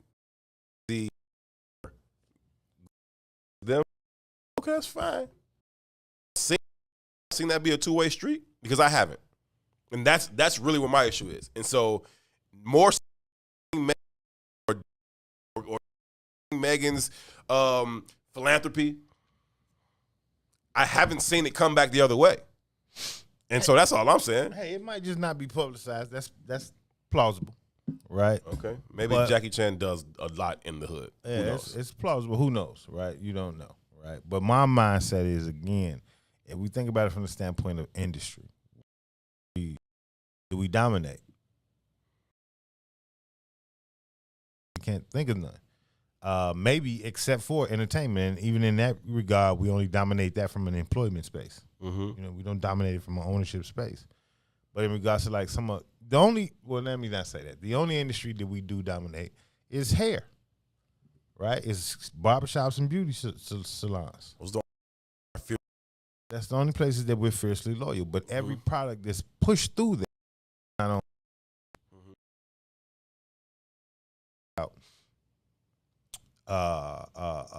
What do they call it? Philanthropy, right? We've been philanthropic all our lives because every dollar we have to that community. I mean, so in my mind, and specifically in this moment, right? Because we know there's a segment who does us dirty every opportunity they can. Exactly. For every Stop Asian Hate video, you can pull up probably 10 of kind of Asian disrespecting some kind of black woman, black woman somewhere. For years ago, I throw a window over there on 87th Street, and the sisters wouldn't even get up out the seat. Right. You know what I mean? And how it plays out, I also think it speaks volumes to how we feel about ourselves. I just think, and maybe it's me, maybe it's... I'm with you on that piece. And Cherie, I hear you, and Candace, I hear both of y'all. And y'all say she does things in Houston as well, and she's done for Breonna Taylor. And I'm asking y'all, do y'all see that same level of empathy and concern coming back our way from their community? So much what to their side. Have y'all seen it come back? And personally, I don't have any examples of that. I haven't seen it, right? And so all I'm saying is, why is it always us? The least of thee. Why the establishments in our neighborhoods got to have bulletproof glass? Yeah, because they scared. But it speaks volumes too, though. Yeah. You know what I mean? So, I just think it's interesting to me that we have these formidable black celebrities coming out. Dame Dollar came out with the T-shirt the other day, Stop the Asian Hate. Came into the locker room. Out of the locker room with the Stop the Asian Hate T-shirt. I just think it's because Asians buy gym shoes too. George, Republicans buy sneakers, fam. But they really don't. Like, this is 3% representation in the Asian community. So what they do in our communities when they go do the hair and the nails, we already uphold their community. We already do. So anything extra is just that. It's extra. It's icing on the cake. You know what I mean? So I just how we allowed them to treat us. And then hate thing a black thing too. That's how they're shaping this story. Oh yeah, especially after the video came out with dude and the lady on the street. They're shaping the narrative. Black people have issues with Asians. Like, nah.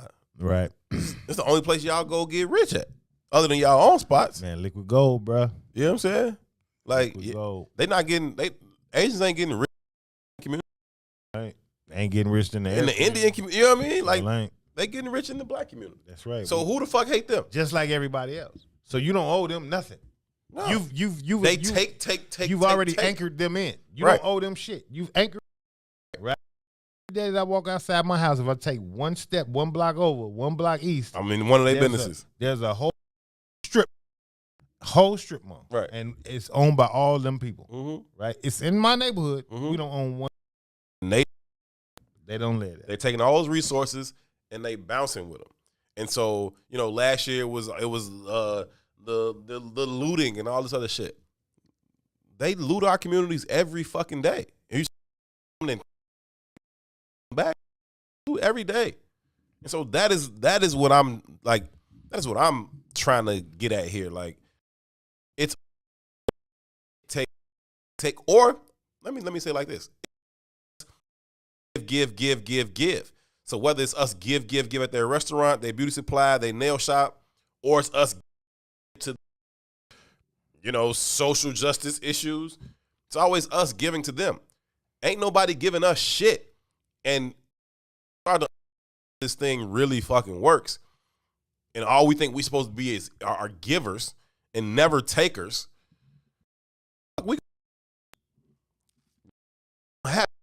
We already at the bottom, but we still see give when people do not give us shit. All they do is take from us, but we all. So Candace said this current run is all marketing. These donations are being made in partnership with big brands like Fashion Nova, Nike, etc. And I'm with it. But why can't we push those big brands to make those same donations? We act as if it's going to be a conversation of the day, right? For all of the entertainment industry, and we can create what makes the hottest conversation. You know what I mean? But because we kind of go with the flow, or because we're uncomfortable, or because we're scared, or because of whatever reason, we don't choose us. You know what I mean? And what I'm saying is that in essence, just by the very nature of how we survive in our communities, we've always chosen them. It's a necessity to choose them, right? You go shop at the corner store, you buy your food, your fast food from them. When you really think about the black neighborhood nation, maybe LA is different. Maybe some of the West Coast places is different. And maybe even New York community in between New York and LA, between the coast, right? Survive in alignment with upholding their businesses. Survive in alignment with upholding other communities' businesses. So to go out the way and do some philanthropy is just and again, like you was making the point. You was making the point earlier about how we respond to DMX and the level of empathy, care, and concern that he's versus the average person struggling with addiction in your community, when you're just very indifferent about them or even irritated by them. This is the same thing here, right? You look at how you interact with, say, like your family or friends. You got a family member or a friend who only takes from you. Eventually, you be like, man, fuck that. I'm not giving you shit. Okay, like you don't never put on me with hand out. But here on this situation, we perfectly fine to move like that. We perfectly okay with always giving, although nothing ever comes back. If that was your sister or your brother, you'd be like, man, fuck you. I'm always giving you shit. You ain't never gave me nothing. But with them, we can't wait to give another opportunity to give. Stop the Asian hate. Or let me go to I want to give. And all I'm saying is, unless that relationship becomes reciprocal, it's foolish of us to continue to give. That's all I'm saying. If they were reaching back and giving back, cool, we got a healthy, balanced relationship. No problem. That's not the case. Unless y'all know something I don't know.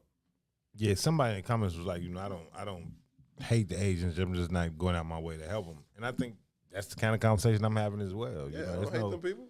No, I don't hate nobody. You know what I mean? I'm just indifferent. You know what I mean? Good luck. That's my whole motto. Good luck. Good luck. You know what I'm saying? Get some t-shirts like good that. Luck. We just say good luck. Good luck. Because that's how what that everybody treats us. Good luck. Right? Yeah, good luck. Everybody let it us. Yeah, and on our they chase their ass, they on our ass in the same way. Then it's fuck you. Then it's fuck you. Mm-hmm. My mindset is, hey man, good luck for you. You know what I mean? Period. Me and Herb did our little photo shoot in the air corner store around our crib. Yeah. You know what I mean? Yeah. I walked in there the other day and one of them was having an issue and they was like, man, can you do this? Can you do that? And I was like, yeah, I see. I ain't seeing. Right. That's my issue, dog. He actually I ain't seeing regardless. Oh no, he actually a favor to leverage some serious relationships to help their situation. Yeah. Good luck. Good luck. You know what I mean? Yeah. That's all we saying. We not jumping in easy. Always in such a hurry to give to any population, Asian or other, who has not given to us. That's the point. Let's take a quick break. When we come back from break, we'll have more conversation on the other. We're joined by one of the producers from Sullivan Nation. She's going to be joining us here on the show. We'll be here till 6. My name is Herb. His name is Tu. We'll be right back.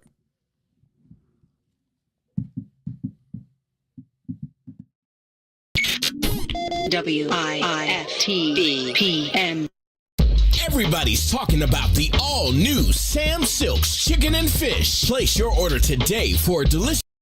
The fish are fried to perfection, featuring a wide variety of catfish, perch, tilapia, whiting, and shrimp. Now it's your turn to see what everybody's talking about. It's the all-new Sam Silk's Chicken and Fish, Chicago's newest spot for delicious meals. Stop by at 2537 South Wabash in the South Loop, or get contactless delivery from DoorDash, Uber Eats, Grubhub, and Postmates. For more info, call 773-807-9010. 773-807-9010.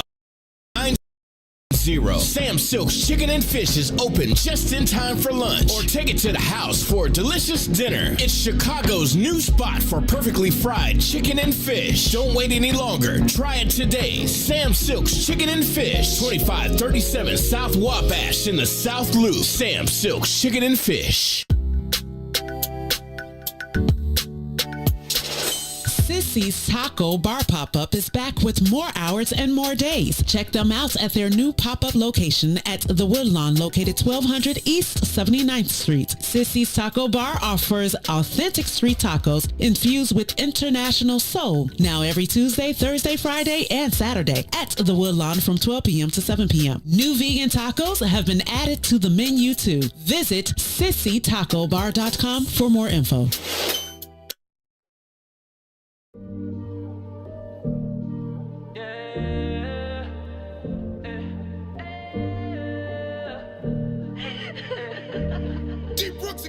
Hey, I'm crying real tears.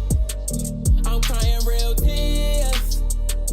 I'm crying real tears for Chicago. I pray we don't get lost in all our sorrow. I say I'm crying real tears. I'm crying real tears for Chicago. We don't know if we gon' let us see tomorrow. No. 52 wounded, 10 murdered in a weekend. Homicides on women are increasing. 12 blinking at us for no reason. Feel like we going off the deep end. They still ain't fact. Reported missing about a year ago. And she was pregnant with a little one. Her family praying for a miracle. Taxi van couldn't. Where the energy they have for Jussie Smollett. I done heard every theory, but where the suspect? Ain't no luck, yeah. I'm crying real tears. I'm crying real tears. I'm crying real tears for Chicago. I pray we don't get lost in all our sorrow. I say I'm crying real tears. I'm crying real tears. I'm crying real tears for Chicago. We don't know if we gon' let us see tomorrow. No.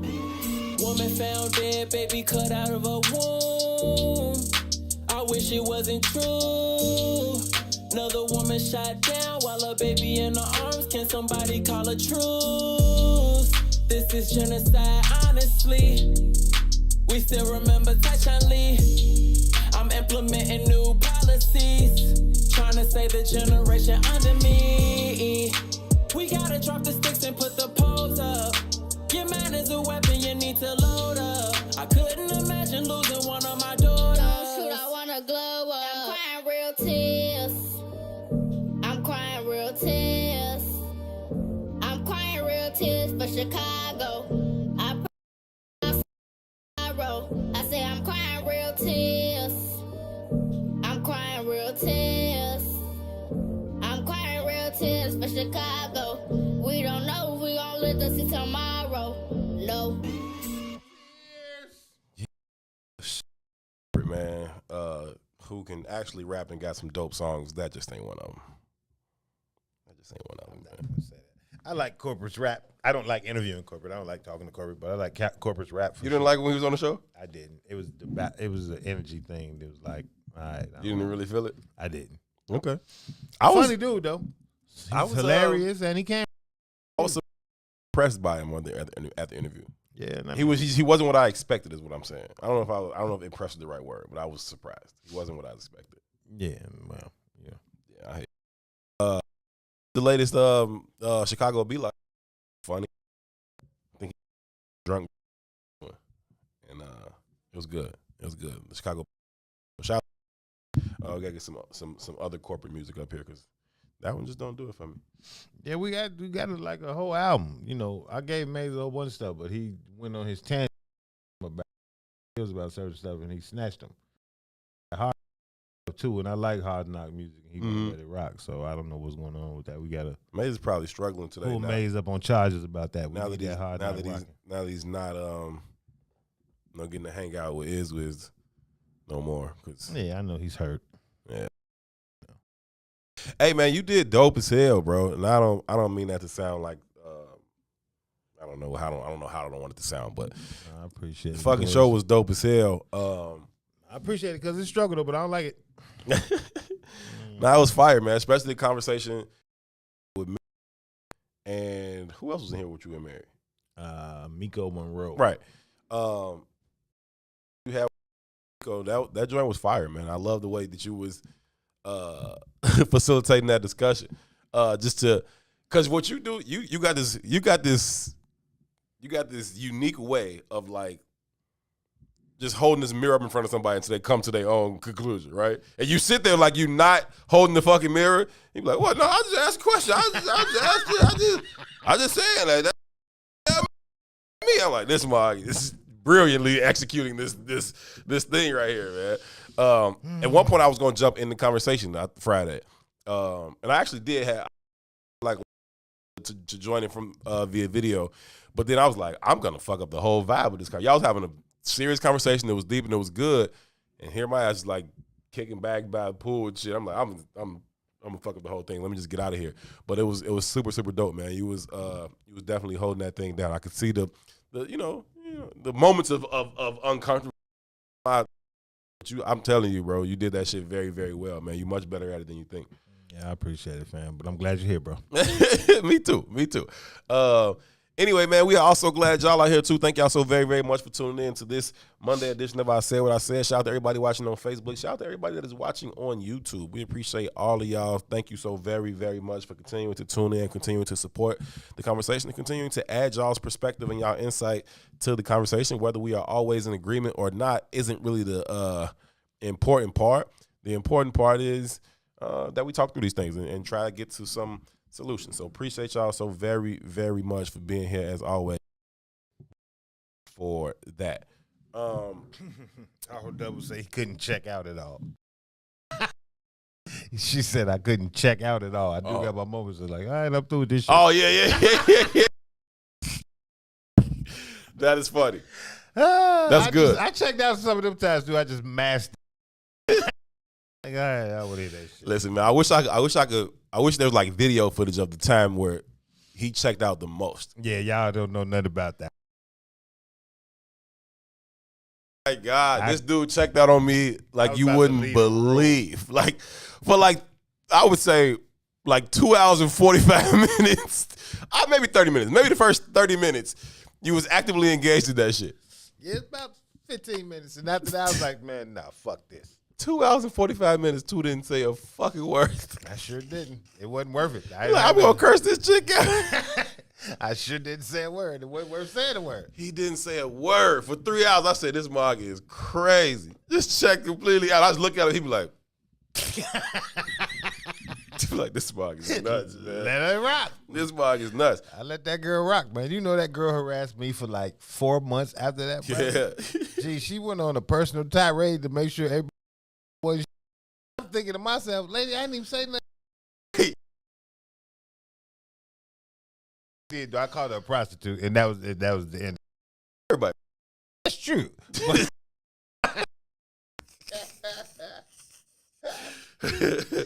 But I really meant it in her case. I know that thing was real funny, man. That was good. But I saw you like I don't know. This might have been Thursday or whatever when, or maybe it was earlier Friday. I don't know. It's like you and you go on you find yourself trying to go on like these like 10-minute monologues. That's not good. That it's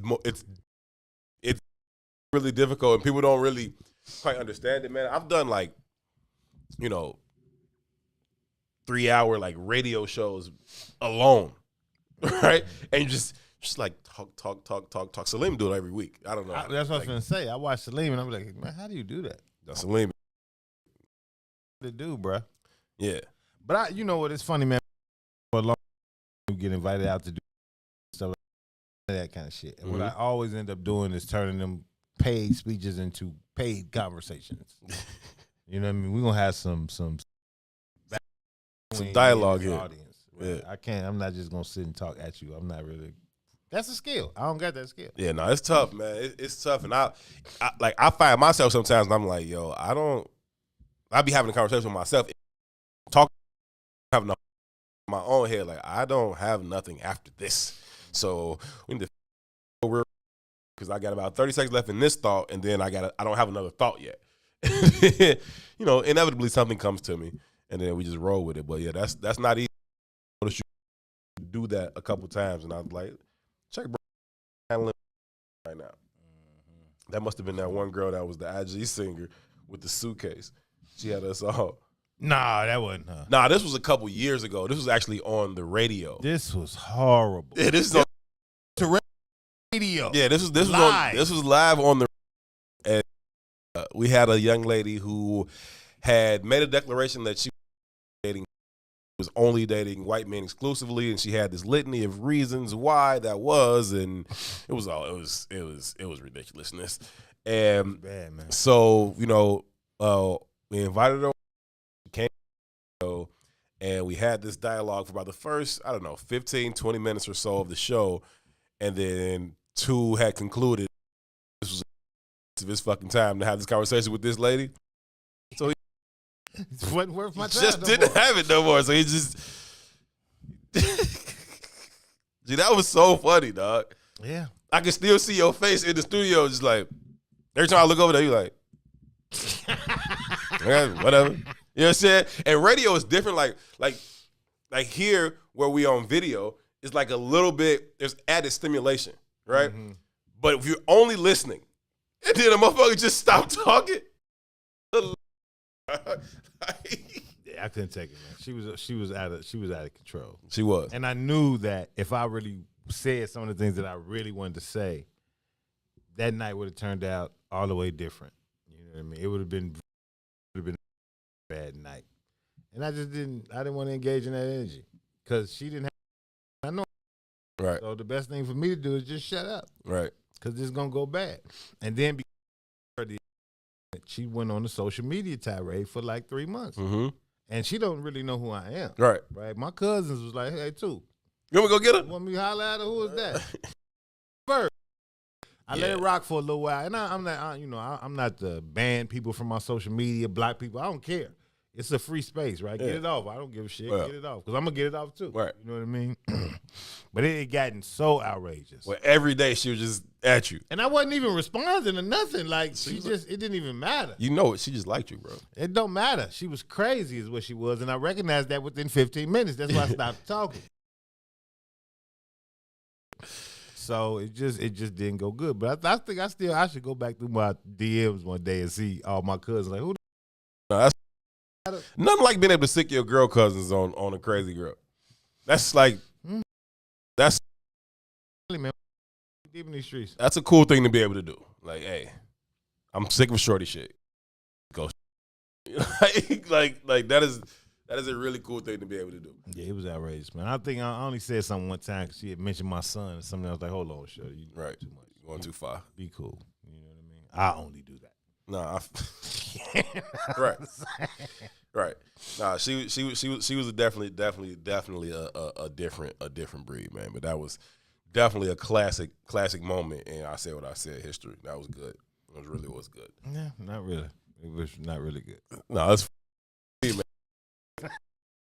It was funny. I think people be thinking like I'll be like irritated when you check. I just laugh. Like I just know you. I damn near know when it's about to happen. Like, oh yeah, he's finna check. He's any moment now he's gonna be shut down in this motherfucker. Yeah, third quarter, I'm out. Yeah, he's about sick of this shit right here.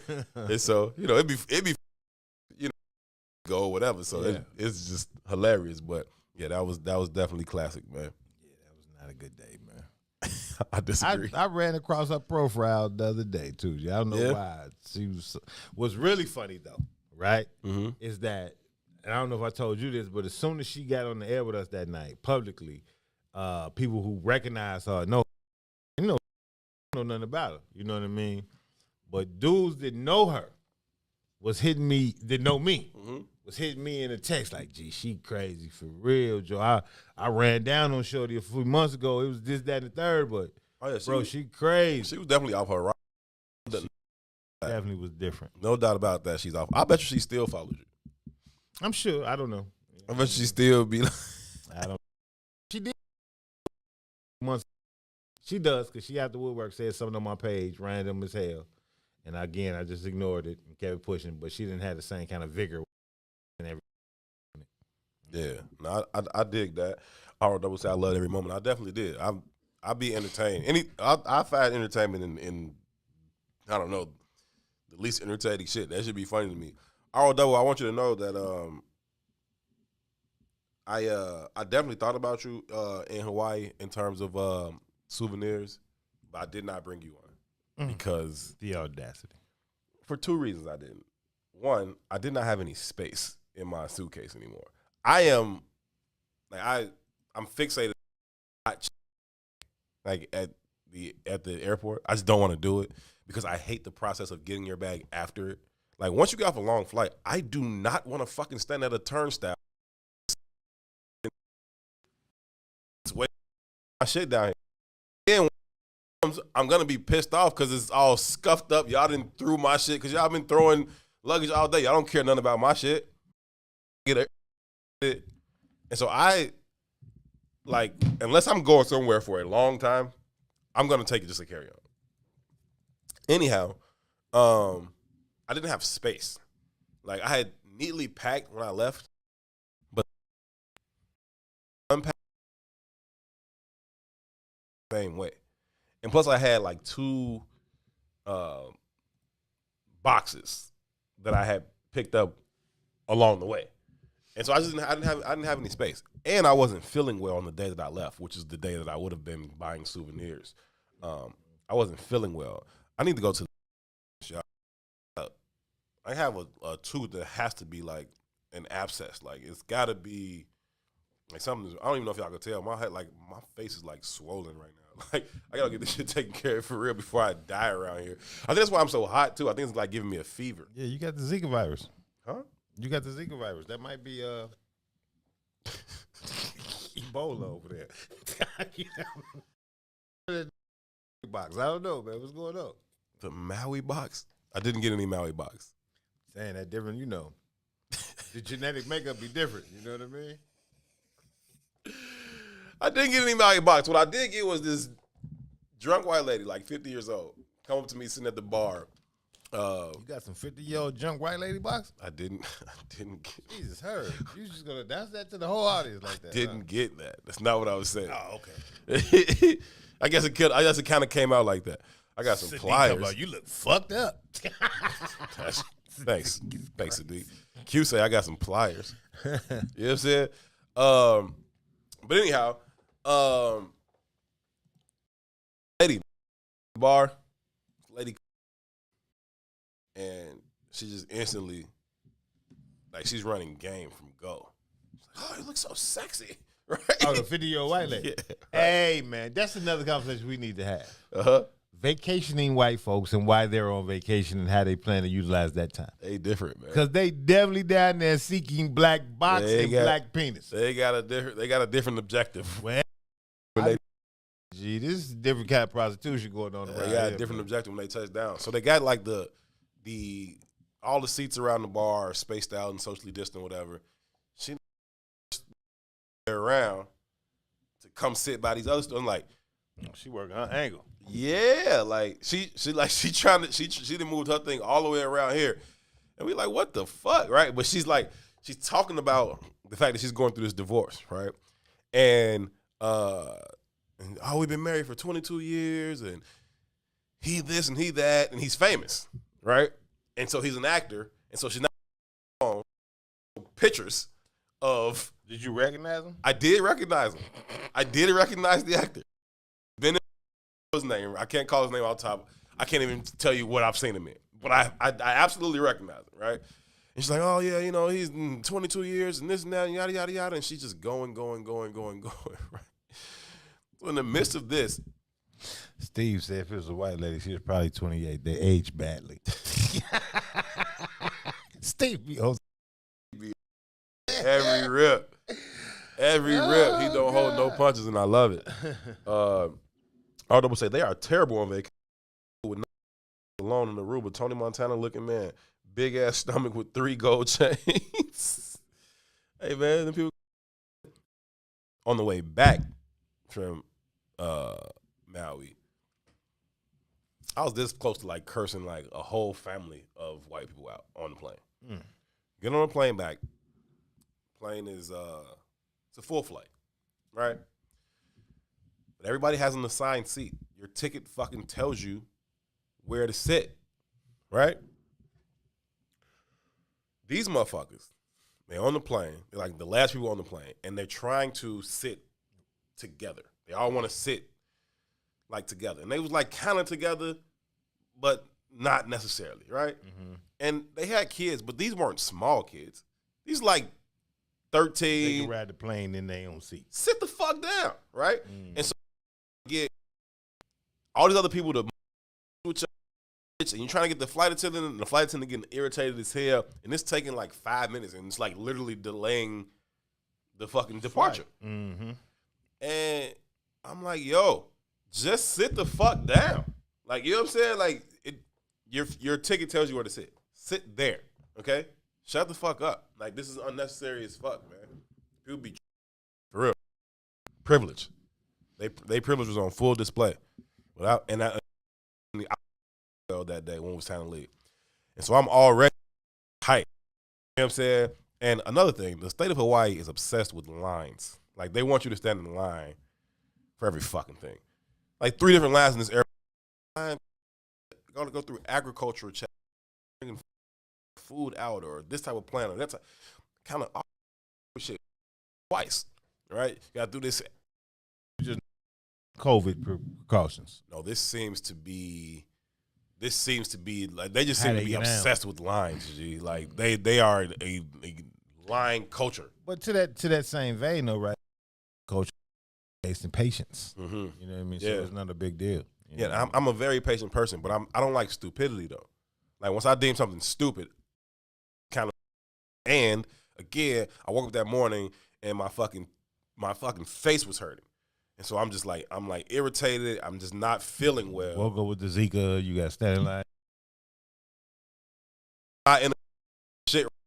I'll come on here with this white privilege and we need to move this and this person needs to move. 13-year-old don't have to sit 1 seat away from you. Man, why? Well, this don't have shit to do with me. This is I knew I was just tight at this point. The dude is he's sitting in the row in front of me, but he's not sitting in front. On the aisle, I'm sitting in the window. The dude is sitting in the aisle. He's watching a movie, and then you got these little stands on the back where you can sit your device up there and watch the fucking movies and shit, right? But the dude in front of him, every time or movie sits down, boom, just plops down, OC as hell, right? Not only are you banging shit on his knees, but you also keep knocking his fucking phone on the floor. His device over. You know what I'm saying? And so, dude, this is real cool dude. He just had good energy. The dude that was in my row had real. So he's like trying to be patient about this shit. But after a while, it's like, yo, so bro, sit your ass down. You got some sense. But he finally knocked his phone down like the fifth time. Dude just told him. But like, people be inconsiderate and they on my nerve, and I'm in this motherfucker like, I don't feel well right now, man. I can't. My patience ain't what it would normally be for y'all's bullshit right now. Get it together before I get it together for you, because I don't know. Yeah, man. But that's I'm a bad sick person. Like, I think that's a male thing. Like when I don't feel well, I don't do well. Like I won't complain. Like, I really just want to be left alone. Like if you could just leave me alone, I can deal with it on my own, and I'll just sit here, or I'll lay in the bed, or I'll do whatever alone. If you start to like fuck with me, or you start to do shit around me, then while I'm sick, we're gonna have a problem. And so yeah, they was on that. They was on a lot of that. Yeah, it depends on what kind of sick, man. But going back to the astrology thing, Leos are sickly people. I didn't recognize that, but when I think about like life, like we go hard, we fight through it, but I've been in some fucked up situations. Mm-hmm. You know what I'm saying? Like that, when I get this, I'm only 30. You know what Right. I mean? But it's treated like I just try to fight through everything, and that ain't always the smartest thing to do. This too been bothering me for a long time, sir. This wasn't the first time. Like I just be like, okay, it hurt for a minute, whatever. I don't really want to go, like whatever. I remember my lung collapsed. Now I need to. My lung collapsed on me one time. It collapsed a lot. It collapsed twice. But it probably was the first time it collapsed. I don't know. Maybe the second time it collapsed. I don't know. But they stick my rib together. Like what it is now, my rib is scraped to my side, and my lung is essentially healed like a scab to my rib, so it stays attached. Right? So they got this tube stuck between my ribs for long. This shit's painful. I was about to fight the doctors because they had told me, let's say they said, hey, you getting out of here on April 6th. So I didn't condition my mind to fight through this pain until April 6th. April 6th comes, they was like, well, maybe not today. Motherfucker, you let me out of here today. Check this out. You going to pull this shit up out of me right now. Okay. You know? I'm out. I don't give a fuck what's going on. I'm out, fam. I'm out, fam. But I got to the crib, they had stitched me all up and all shit, and I was supposed to be chilling. And I was hungry. And I ain't had no food in the house. I was hungry. You know what I'm saying? Shit was going bad. Like, need somebody to go to the store for me. But fuck that shit. I went with my half of fucking... With a colostomy bag. With a damn colostomy bag on my side. And I got to the crib and I sat down, and I was leaking like a faucet. That shit just started squirting up. I had to get rushed back to the house. I said, this is some disgusting shit. But it's because I just... Are you stupid? I ain't to help stubborn me. as hell. No, I feel you, man. I ain't waiting on nothing. Painful though, dog. I didn't even feel it till I got wet. I was like, "What's the fuck going on?" You know what I mean? That kind of definitely disgusting. That sounds painful. I had a cracked rib once, and that was one of the most painful things I've ever experienced. And I didn't require nothing. Like it was just like wait for it. That was shit I got in football. Some dude put his helmet right on my shit. But that right there sounds unbearable. I'd have been. The lung collapse shit. Like the first. I didn't know it was collapse. Yeah, but you were about to die though. Yeah, but I didn't know, so it wasn't painful. Second time, I knew. I could feel it. I was hooping and I felt it. I was like, I fucked this up. Let me go to the hospital right now. People said the first time my lung collapsed. Yeah. Yeah, first time. You know what I mean? I didn't know what it was. But second time, I was like, I just fucked this up. Let me go to the hospital. But the incident wasn't painful, but the fix of it, the repair of it was very excruciatingly painful. Yeah. So that last day when that doctor told me, like, let's say you get down on the now nigga, we got some problems around here. I don't know why dudes are like that, man. In terms of the doctor and all that, I don't know why we just don't be wanting to rock with it and like. I don't get it. It's a bad look, G. Yeah, nobody likes to be up in the hospital. It just is what it is. With guys, I don't know. We don't rock like that. Anyway, we got to take a break. When we come back from break in the next hour, enjoy a good old buddy of ours. And she's also a producer on Soul of a Nation. We'll get the chance to talk to her. Been her wonderful world on the other side of this break. This is I Say What I Said. Herb and Two for another hour. We'll be right back. WIIFTVPM.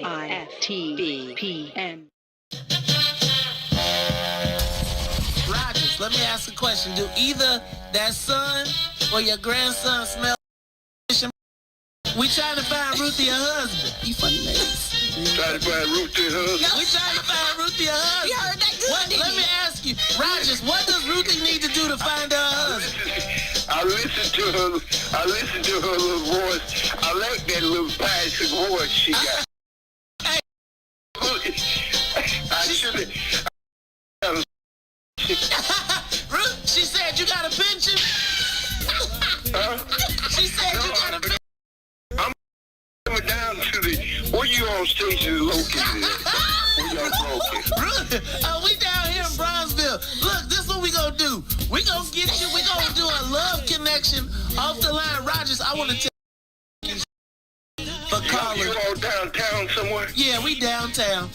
Ruth, I'm gonna put y'all talking about matter of fact, I'm gonna get the address. I'm gonna come into y'all station one morning. We gonna have you come down. We gonna have you and Ruth and we gonna have you sit I'm right an early bird in. The great grandmama of over 110 children. I love big families. You know what I'm saying? 110.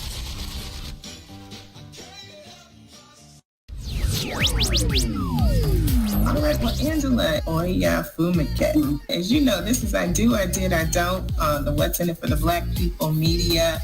Start our way into this journey of divorce and healing. So we came together under a survival mentality, under friendship of being in love, first being friends, and being of growing in love. We came together we're trying to survive, we're two kids trying to survive. Okay, we're going to survive together, because if you're handling this end of the survival and I'm handling this end, years that you've accepted this is what it's been, and now you've made this decision, and he wasn't there. He wasn't even seeing that you were done. Here's what it was. Just like I ignored on the front end that he didn't love me like that, he was so disconnected from me by the point when I decided to leave that he didn't see right off. Wow. Just didn't know that woman because he never took the time to meet her. Mm-hmm. And so you create, and that's key, I think, in having a plan. If you are going to, whether you're deciding together that this isn't going to splitting, and having a plan on how you're going to move forward is pretty key. You knew at this point I had to create your own plan, and you were moving forward with that. In my case, I didn't have a plan. Things happened pretty abruptly, and I was creating a plan on the fly along the way. I don't recommend that. You forgive yourself. You forgive you. Do the work of forgiving yourself. Be able to actually forgive others. This is it. Day one. The red letter.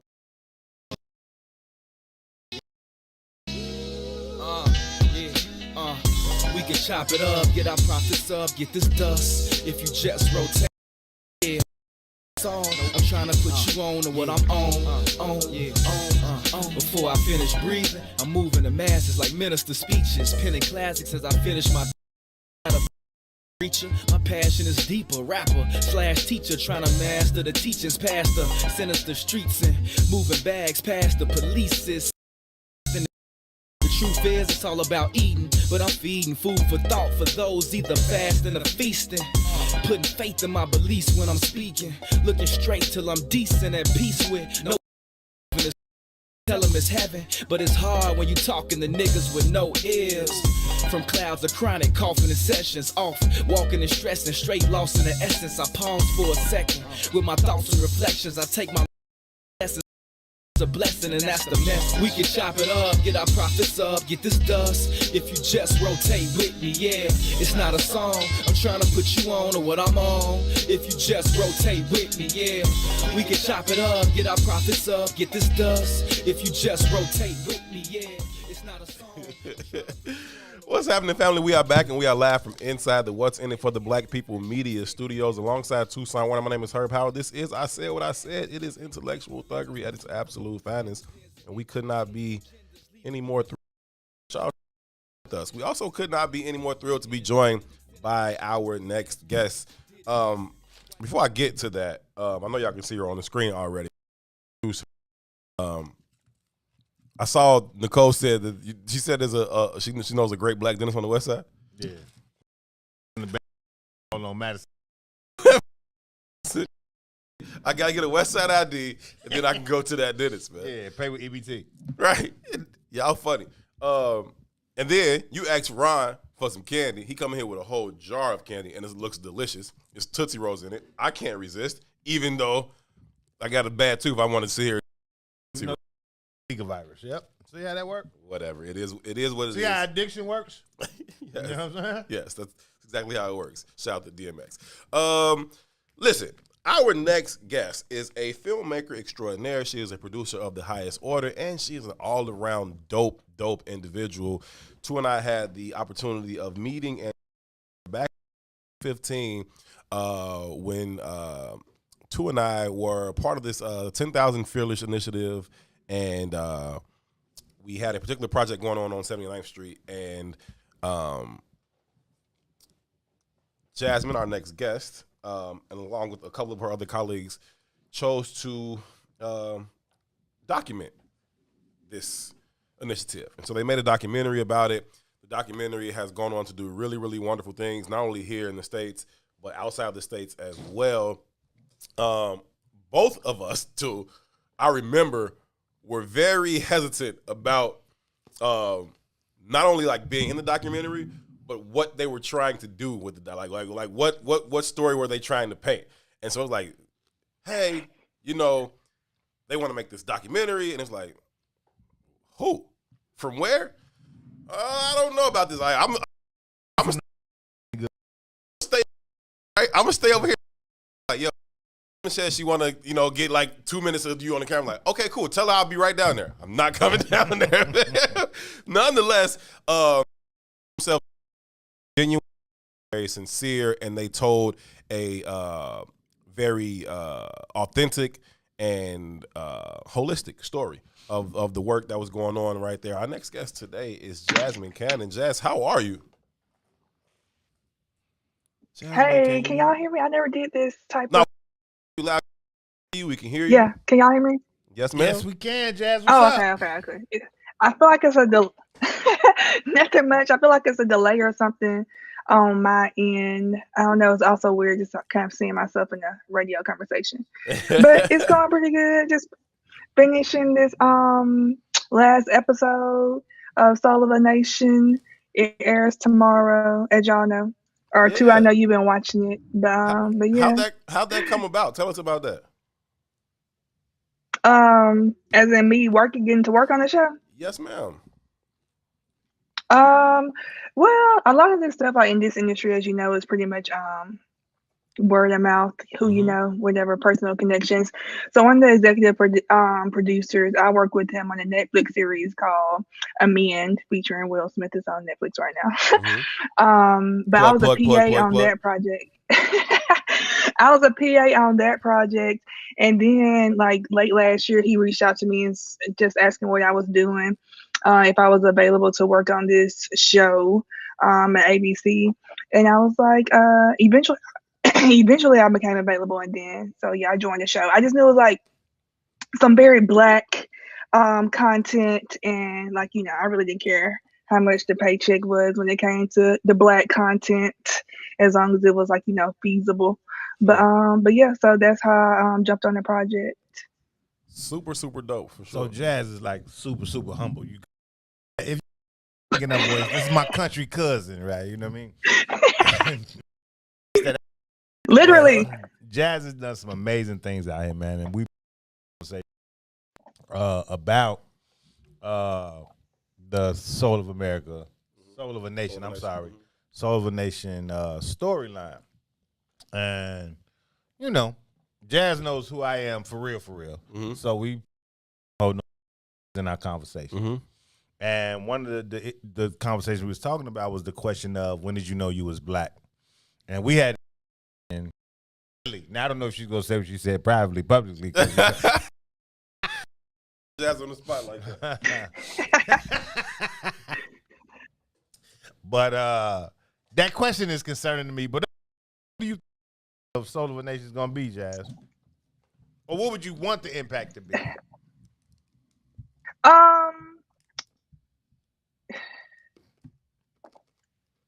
I feel like I always just want there to be like some type of positive change in our society from like literally like anything I work on. And like, I mean, I thought about that a lot when I was following y'all around when I was working on Fearless, right? I mean, I want people to be aware of various stories. Like the segment I'm working on now is kind of like, I guess, personal for me because it's where I'm from in terms of Alabama. And it's not because of anything good either. So hopefully something positive,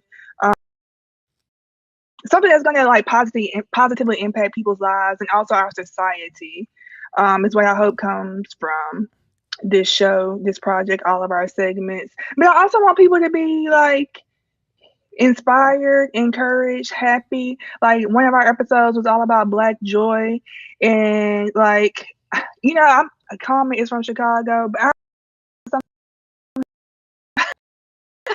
but then like he performed it in the show, and it was just so happy. And then Taraji B. Henson, she also hosted that show, so it's just like, you know, I don't know. I feel like my number one thing is for people to be positively impacted and for something to go into the universe or into our society that will also see some positive. And then also just for like Black people to see themselves. And it's a lot of Black people working on this behind the scenes, which honestly, like, even though it's the corporation type project, I don't think I ever worked with this many Black people on anything at one time. So yeah. I was surprised, like the first time we had like our whole team Zoom, it was just like I never seen this many Black people on one project before. I was pleasantly surprised. But yeah. Jazz, when you work on them projects with a lot of, do you think the story gets told from a level of Black consciousness or a Black perspective? Or do you think oftentimes those people just become the faces of a kind of whitewash story? I think it can run the gamut.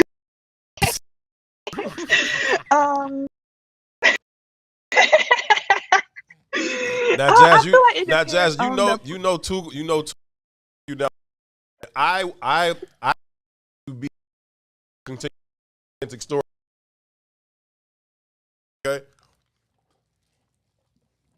Okay. I just feel like it's to projects, different things. It depends on. A lot of times, I feel like it might depend on your distributor, your audience, target audiences. I think there's just a lot of different things that go into all of it. But I also think it's why it's important to have like different, like the project I'm on at Soul of a Nation. Like I'm a freelancer. I don't like work for that company like all the time. So I can bring a different perspective and different experience to the show. And it's also a good number of freelancers on this show, and we can bring like different experiences and also like a different viewpoint or outlook in terms of how the stories can kind of come together, because we're not like in this particular environment all the time that may just be like black and white or 1+2. Sure. So yeah, various things. What I wish I wish that everybody could just be themselves and not have to worry about all of that stuff ever.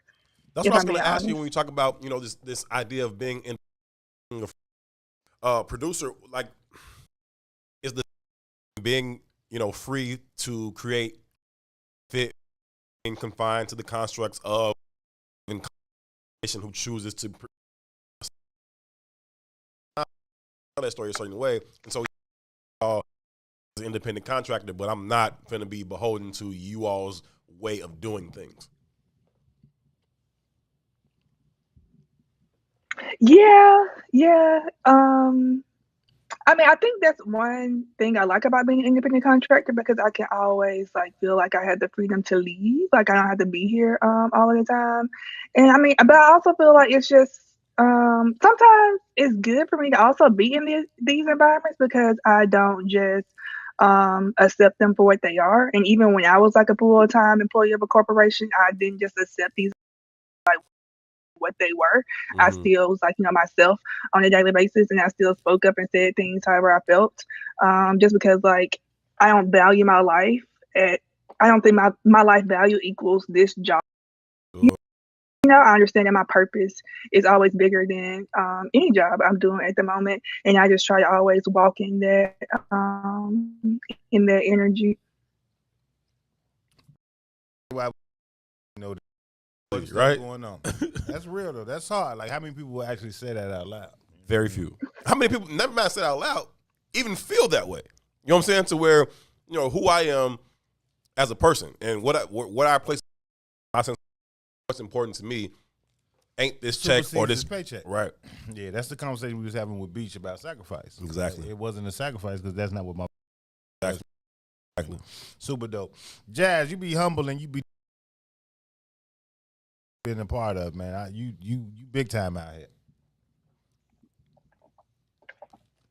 Thank you, Toussaint. I always appreciate your support. And look, Herb, Toussaint also submitted, my sister did a secret video for my birthday. I turned 30 this year. And Toussaint was a part of the video, and I cried. It means so much to me. So I'm really grateful to be on this. Y'all really become like really family. I know you and Toussaint talk a lot. I talk to a lot. He was just calling, checking in, and like family, and I think it's super, super dope. I'm glad to know that y'all talk so often. That's dope. Yeah.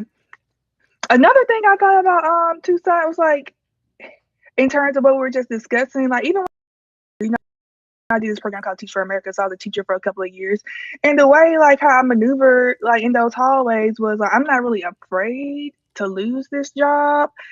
I mean, even if I did want to be a teacher for like my entire life, I feel like I still would have approached it the same way, as in like I'm going to approach this like because I'm not afraid to lose this job. But I do think for various reasons, a lot of people do have like I'm scared to lose my job. I mean, what is like those are fair. It's real life out here, but I'm just grateful that I've just been able to have that freedom to kind of walk in it. But it's a choice though. It's really a choice though, Jazz. It's not even like I know you said you but really it's just a choice that people got to make for themselves and decide where you place your value at. And if you place your value in the paycheck, then that's how you're going to move, and that's going to impact your relationship with that particular employer. Versus if you place your value in, wherever you place the person, where your morals and standards, and then the checks will come with that shit anyway. But people get caught, and that's move. So I don't even know if it's like an opportunity that some people are afforded and others aren't. I think people just don't make that choice for themselves, and they find themselves sometimes. That's real. Yeah, Materialism is I God. agree. I just be trying to be a bit more compassionate. I ain't compassionate for your choices. I don't got a whole lot of compassion for people's choices. You know what I'm saying? Like I understand it. I can tell you that I understand your choice. I know why you choose to go bill that bill. I understand why you're making it. I don't have any compassion for that shit. Keep going. Keep Jazz, choosing that. You said the last segment is about Alabama. Yeah. Can you speak about what about Alabama, or we got to wait to see?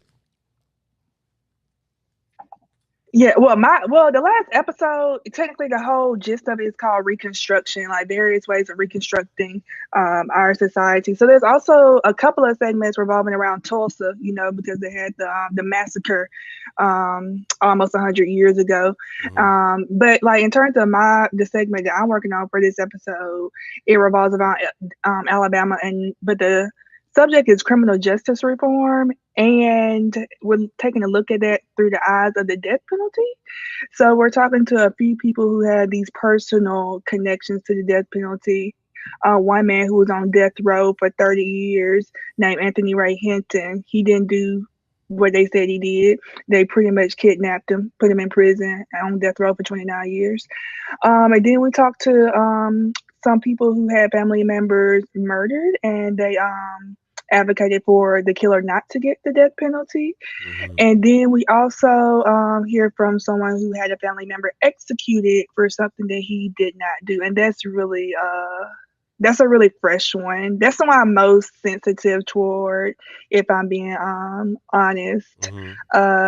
Yeah, but it's like weird because when I was on like set, talking to all these people, being around these people, being around their families, it's just like you can't, because I'm Black and also because I'm a woman and some of these people are women, it's like you can't help but to see yourself. And then also we're all from the same place too. So it's been a very interesting experience for me. This is probably one of the most meaningful projects I've worked on. And this particular portion of the project is one of the most meaningful ones I've ever worked on. What the one that you said that probably emotionally attached to? Who was the person that was executed? Nathaniel Woods. I heard that, right? Because they were trying and then ultimately it didn't work out. I think about it outside the place, something like that. No, matter of fact, didn't we? I'm not sure. I'd have to know the case for it to ring a bell for me. I want to say that happened like when was that? Like last year? Yep. Yeah, we talked about that, bro. And we talked. Maybe it wasn't on I Said What I Said. Maybe I did this on the radio. I don't remember, but definitely had a conversation with I'm sure you talked about it at some point. Yeah, definitely had a conversation with his sister because she was down there, and this was either the day that he was scheduled to be executed or the day before, and spoke to had a chance to talk to his sister, feel that was going on down there, and that's really they did end up for that's I don't know, that shit is tough. Yeah, but it's an interesting topic. I mean, like I've researched a lot of different people, a lot of different stories, all are related to the death penalty, and it's like a lot of days I was just exhausted just from like taking in so much heavy information. But yeah, then Virginia, they just voted to outlaw the death penalty. First southern state to get rid of it. So yeah, we'll just take a look at like some of the biases in regards to how people from particular communities are impacted differently than others. What are some of those biases? I mean, I know we know because they're white, right? But what are some of the intricacies of those biases? Like, what are those? How do those differences stand out? How do they leverage it? Is it like where the cracks? So and it's 10 times the punishment, right? Yeah. So how do they write those biases off? Like how do they get that through, Jazz? I think I'm hearing your question correctly, but the first thing that comes to my mind is like, Black people make up 13% of the population, but like 42%, I think, of people on death row. Like that doesn't make any sense, right? So, and then like, when they decided to abolish the death penalty, they acknowledged how it was racist and discriminatory against Black and brown people. And then there's also this court case, McCleskey versus I'm forgetting the second half of it, but it's a very popular case and it revolves around the death penalty.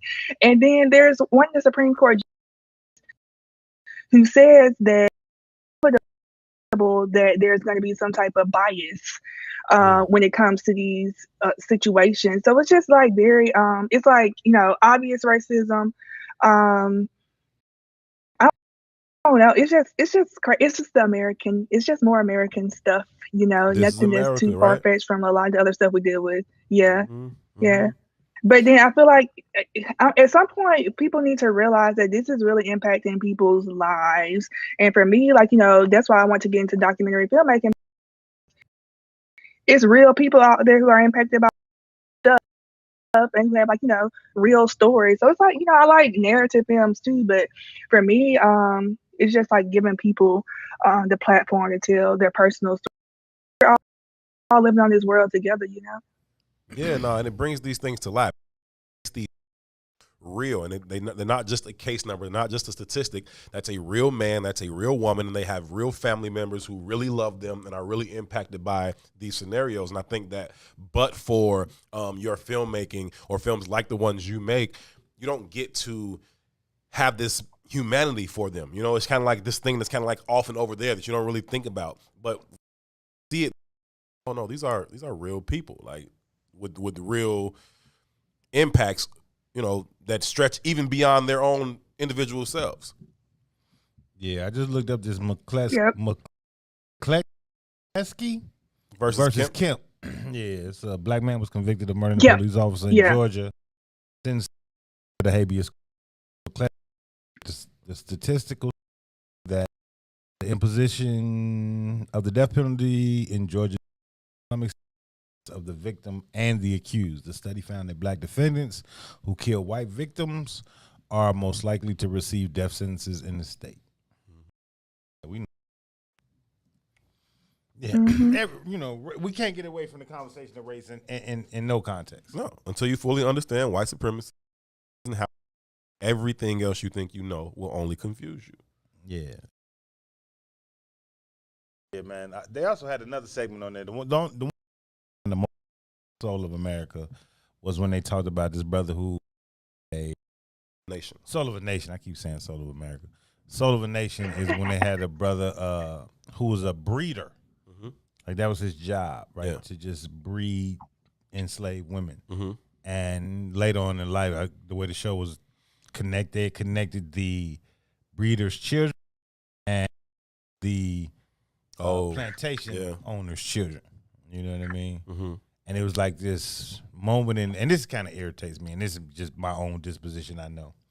But the one and former slave owners come together and kind of like this. Yeah, not me. Mm. We're gonna hold that grudge forever. And I don't know why we. Not why. I do know why, but I just think it's nasty of us. Mm. I think sometimes we need to take grudges to the grave, mm-hmm. and maybe that's the Chicago in me. I don't know, but for me, I can't. There's no way we're gonna be friends after that. I think is that part of how you feel about like these attempts to kind of erase the ugly truth of American history when we talk about like taking down these statues and all that. We're so quick to want to turn the page and act like this didn't happen. Maybe it's more comfortable or whatever it is, or because we desire to be so close to whiteness that we're willing to, let bygones be bygones, and maybe we shouldn't. Yeah, maybe I'm not with that. Maybe we need to hold on to shit. Yeah, I want you to keep all the statues up. Mm-hmm. I want them all up. Mm-hmm. Let's acknowledge the truth, the ugliness of who we are. Go ahead. Say Jazz. what, Jazz? I don't want the statues to be kept up. I don't want the statues to be kept. I want them to be taken down and replaced with black people. but Toussaint, it was some. I feel like I don't think it's only just Chicago and you. I feel like a lot of different people feel that way. And I'm just remembering, the man in Texas, that police officer, that black man in Texas who got killed by that white lady in that apartment complex. We had a segment with that family too. I'm gonna go ahead and plug this because tomorrow we're gonna have a clubhouse conversation before the conversation starts, and Nathaniel Woods' sister, she will be on there as well as other people from some of the other segments. I gotta find you on Clubhouse and follow it so I can tune in. Let me do it right now. Yes, it starts at 8 o'clock Eastern time, 7 o'clock Central time. And it's through the filmmakers, Filming While Black group. But yeah, I remember her talking. She was on the clubhouse conversation. She was talking about, like, even on the show, she was saying how she has not forgiven. So, like, I don't know, this whole thing about like forgiveness, I feel like is the touchy thing. Sometimes I just don't want it. Like, I don't want to have that conversation. Like, everybody just feel how they feel. But But yeah, Tucson, I don't think you're the only person who feels that way. I think it's a lot of people who feel that way. Yeah, they tricked us with mythical skydaddy, right? They tricked us with that conversation of Jesus, and that's where that forgiveness concept comes. Mythical skydaddy. Mythical skydaddy. No, that's what we call him here on I Said What I Said. It started probably like a month or two ago, and it's taken on its own life. Mythical skydaddy is what it is. Yeah, mythical. Person, I'm a believer. Toussaint is not, but even my belief is to a certain extent. But mythical skydaddy, it is. I'm a believer. Just God of myself, and you're the God of yourself, and Jazz is the God of herself. That's all. But I think the religion was leveraged. It has this kind of moniker that we've kind of aligned ourselves with, where we will find peace in this afterlife, and I think that's a falsehood. That's real. So we keep searching for something that we're searching, or we've opted out of searching for something that we can find right here on Earth. Them white folks got peace right here. Yeah, this is heaven on earth right here. Yeah, they got it right now. Why couldn't I have the same thing? We got to live in I hell. feel like we can have both though. Agreed. I think like we it's have both. I don't feel like I have to. Yeah. I feel like both are necessary. Like, well, if you like, what's the point of living if you're not gonna? You know what I mean? But I understand what you're saying, because a lot of people think life has to be all about struggle, and then you get your reward after you die. Yeah, I want mine right now. Run me mine right now. I don't want to wait. Jazz, tell me a little bit about we got one of our show family members, brother country of Alabama. What's it? What? I through. I don't think I've spent any significant time in Alabama. Can you from being from Alabama? Yeah. First of all, it's a hella big state. Hella big. And then also like it's one of the. I mean, it's not as big as like Illinois, but I don't think. But like it's one of the few states where you can go to the beach and also to the mountains. It's opposite ends of the spectrums. But like where I'm from like a smaller town. I'm not from like Birmingham, Montgomery.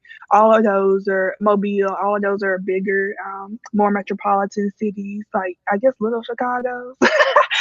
Birmingham. Right. Birmingham is like a smaller Atlanta, but lots of Black people down there.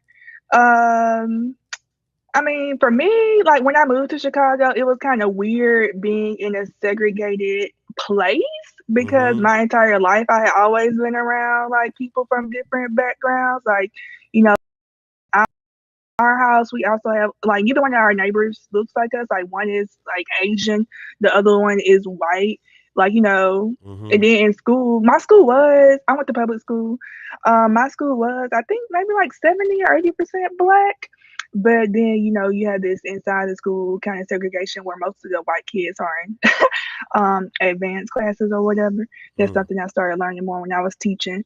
But yeah, I mean, I didn't appreciate it, if I'm being honest, when I was growing up, because I always desired more. But since I've left down there, I'm so grateful that I grew up in a place that wasn't always chaotic like New York is. And then like, yes, also just breathe fresh air like every day, right. As opposed to this, this city air. Polluted, like it's good to just be able to walk outside on the grass. It's good to have trees. But yeah, I feel like life is a little bit more simple down there. It can get complex, but like, but yeah, I mean, I think everybody should visit at least once. Like people always ask me where I'm from because of my accent that they say I have. And so I always ask them, like, have you ever... we hear you talking right now, Jazz. What are you saying? I mean, I just feel like I have a regular American accent.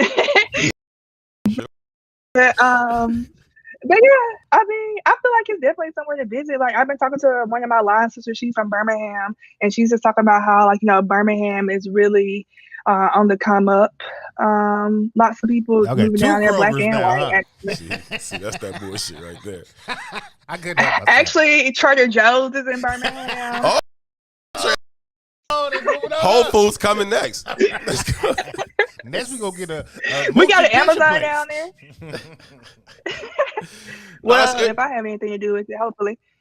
Yeah, that's dope. No, that's interesting though, because like we grow know it, understand, but still in our mind, like it's like, oh, down there, racist as hell and segregated as fuck down there. It's like, nah, you live in Chicago, fam. Like you live in like the most racist place. Think like got to be more, or like Mississippi got to be. It's like It's just different. yeah. It's just different. You know what I mean? But shout out to everybody working on the correct own mishaps in my understanding and thinking. Right? I was telling you, I don't know if I told Jazz this, but during the duration of them filming the documentary on us, one of the kids that was engaged in some shot up a few times. Oh yeah. And you know, because we from here, that kind of those kind of incidents and those kind of behaviors, we kind of normalize them. It's just part of Unfortunately. life for Yeah. us. You know what I mean? So once you find out whether the victim is dead or alive, you act accordingly from that perspective. And most times when they alive, you like, all right, he made it. Niggas get shot every day, B. Niggas get shot every day, B. You know what I mean? And when you all were filming, like when Munchie got shot, you all called my phone 895,000 times. Like, is Munchie okay? What's up with Munchie? What's the update with Munchie? I was getting like, man, he That's good. Brandon. He alive. That's what's up with him. Man. Leave me alone. But I had to correct myself though, right? Because that was the right. That's a sickness. That's the right response, right? The numbness that we have towards it is a direct reflection of us being in this environment and we normalizing that kind of insanity. But at the core of it, that shit is insane, and we should be responding the same way that everybody as they were. You know what I mean? So I appreciate you all for at least bringing me back to reality, because I was definitely out of it and I had to question myself like, man, wait a minute, they not wrong, I'm wrong. You know what I mean? So, but that's a perk of growing up in Alabama. Yeah, but also too, I don't know if it's right or wrong. I feel like everybody just has like different life experiences and different perspectives, and then sometimes we just like, you know, sometimes we just need like something different to spark up in our brain sometimes, which I feel like half the time I talk to you, like I feel like, oh, I'm thinking about this in a different way now, you know. I feel the same way, Jazz. But another thing I want to say about Alabama, I don't know if I heard about the Bessemer situation in regards to Amazon. Like, you know, they're pretty much like spearheading some of this unionization stuff that kind of started also in New York on Staten Island. But I think Alabama is a place where I feel very blessed to be, no offense to anybody else who's not a black woman from Alabama, but I do feel Nobody like feels I start like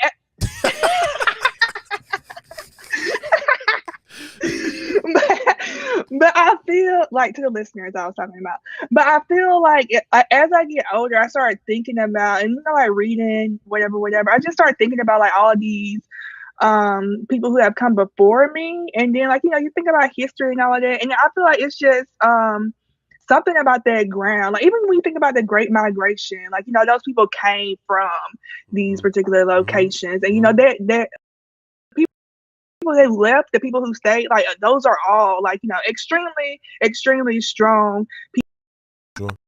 So yeah, I think about that a lot of the times.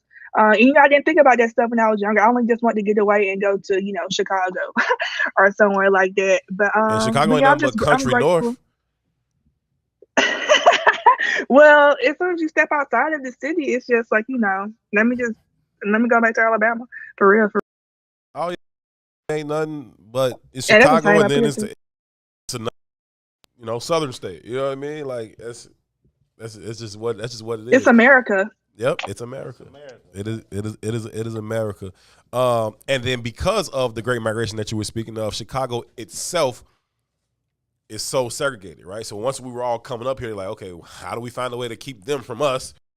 You know what I mean? Kind of spaced apart, and often in Chicago, you know, when he was growing up and when I was growing up, if you just stay in the community, you never see anybody that didn't look like you. Like you could stay here, nobody that you wouldn't see a white person. You know what I mean? Like it just wasn't. You had to go outside of your community. You know, some Asians owned or something like that, or some Arabs owned or something like that. But in terms of just like seeing random white, that was that you would see in your community. That's how segregated the communities were, and to a large Chicago back then it was even more so. Like you literally could go your whole lifetime and not see them if you didn't leave your 8 mile area, whatever. You know what I mean? No, that's real. There's an argument. It sounds like sometimes I think about like. Go ahead. I was just saying, it sounds like sometimes like people up here, like in New York, like some people never been outside their boroughs, and that is just like crazy to me because like I'm not here, and I just been like kind of like I'm from a place where people expect you not to like have gone anywhere or know anything, honestly. But then I get to places like New York, and like people are just so kind of closed-minded, and they think because it's New York that they don't have to really expose themselves to anything else. Right. And I feel like that's kind of like not cool, kind of ignorant too. Yeah, shallow is close. But yeah. But Toussaint, what were you saying? Fully, you just made because most of the people from New York irritate me to life. You know what I mean? But secondly, though, the statement you made about just the soil in the South. There's this organization I've been working with lately, or maybe like the last year, and they have this concept of moving black folks back south, right? And they talk about it from the standpoint of like that being Mecca for the ADOS community. You know what I mean? When we think about our true motherland, America is them southern states. You know what I mean? You think about, I think it's Mississippi. I think Mississippi is the blackest state in the union. You know what I mean? You got I can't think of the brother's name who's the mayor. Jackson. Okay. But it's a lot of value there. It's a lot of land. It's rich in soil. You know what I mean? It's got ports for water. And if we think about it from an economic, because it's a destination for people to live in. Sure. Right? But if you think about it from an economic mind state and why the South was so wealthy in the beginning of or the start of this country, is because of how it was centrally located and the land and the weather and the soil, right? And all of those things still have tremendous value in the American lexicon of capital, right?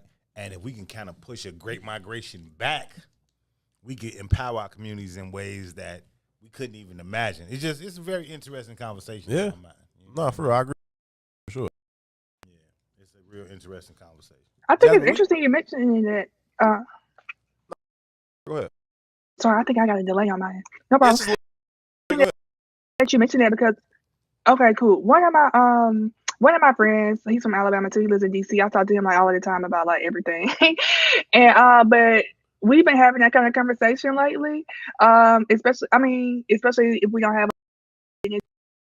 for certain locations in this country, but also this dude named Charles Blow just wrote a book called The Devil You Know, which is all about how Black people need in order to get political power. So you might want to check the book out. The Devil You Know? Yes. Just exactly right on time. Yep. I'm telling you, like Salim is like mythical, like not mythical Sky Daddy. But yeah, you are on point, Jess. Let me ask you this: we are often talking about the value of the. I don't want to be, I don't know. I want to be careful with how I ask you this, but where would you like to take your filmmaking career in terms of like how do you see it playing out? And again, with all due respect to the journey and where you are currently in the process, important step. But just when you do allow yourself to step back and look at it big picture, how do you see that playing out? I feel like that's kind of a daunting question, Herb. I feel you.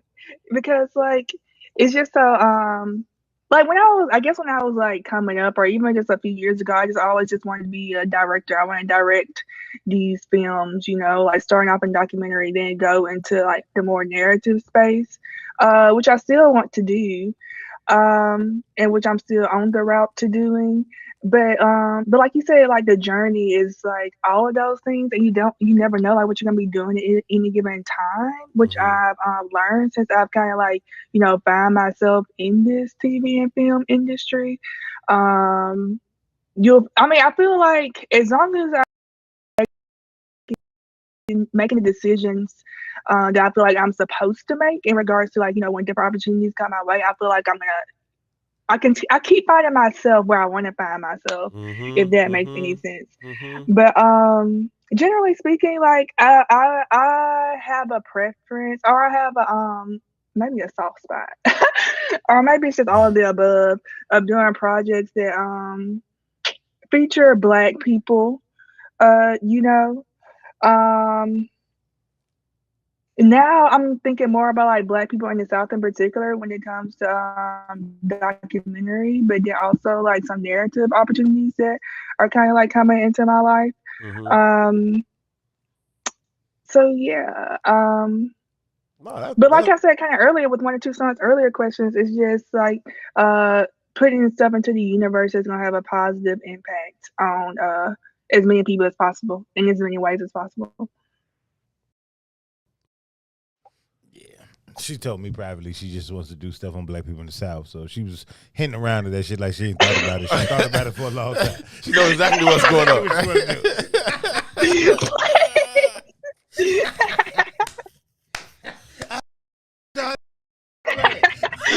I said it last week. Hey, if you get like a 7-figure check to document white horseback riding in Wyoming, nobody'll be mad at you, okay? Yeah, me either. Me either. Toussaint, I'm not coming back on your show. I'm lying. You always welcome here, sis. Thank you so much for taking the time. Where can people find you anyhow? Of course. Whenever y'all want me to come back, I'll be here. I have a Facebook fan page. My first name Jasmine, last name Cannon, like a cannonball. And then I'm on Instagram at JCannonFilms. J as in Jasmine, Cannon like a cannonball, films as in movies. Jazz, what are y'all doing with Fearless, man? Is it just kind of caught in the limbo? One day we should air it on this station. That's a good idea, Toussaint. You know, Brandon is, you know how Brandon is. He's always, whenever he talks to somebody about any of his projects, he's also pitching Fearless. So, you know, we're just trying to find somebody to give us, you know, money or something to like, so we can either make it into something bigger, like maybe a narrative project or something. But yeah, I still kind of keep it like, you know, right here in my pocket at all times, and don't like, you know, show it to everybody or keep it private just in case we can make it bigger, you know. But yeah, it's always been being whispered about behind the scenes. Yeah, it's really, really dope, and it's like y'all's baby, and it's just like really, really dope. And Brandon is always like, he would always like text me like, yo, the here, and it won this, or it was featured this, talking here, there, and all over the place. I'm like, oh, that's raw as hell. And I'm always just like super duper happy for y'all, because like I said, it's y'all baby, and y'all put so much into it, and y'all told the story in such an authentic way that was sincere. And like I said, I was concerned at first. I'm like, what story are these people trying to tell? Like, what are these people? And then y'all came, and it's like, oh, they're sincere, and they showed up every day to come do it. It's like, okay, well, if y'all cool to show up on 79th Street every day with $1,000 cameras and shit, cool. Like, cool. Like, in regards to like money opportunities, Jazz, I just talked to this sister last week who has a documentary on HBO Max called right? Very similar feel to what was going on with Fearless, but she talked about the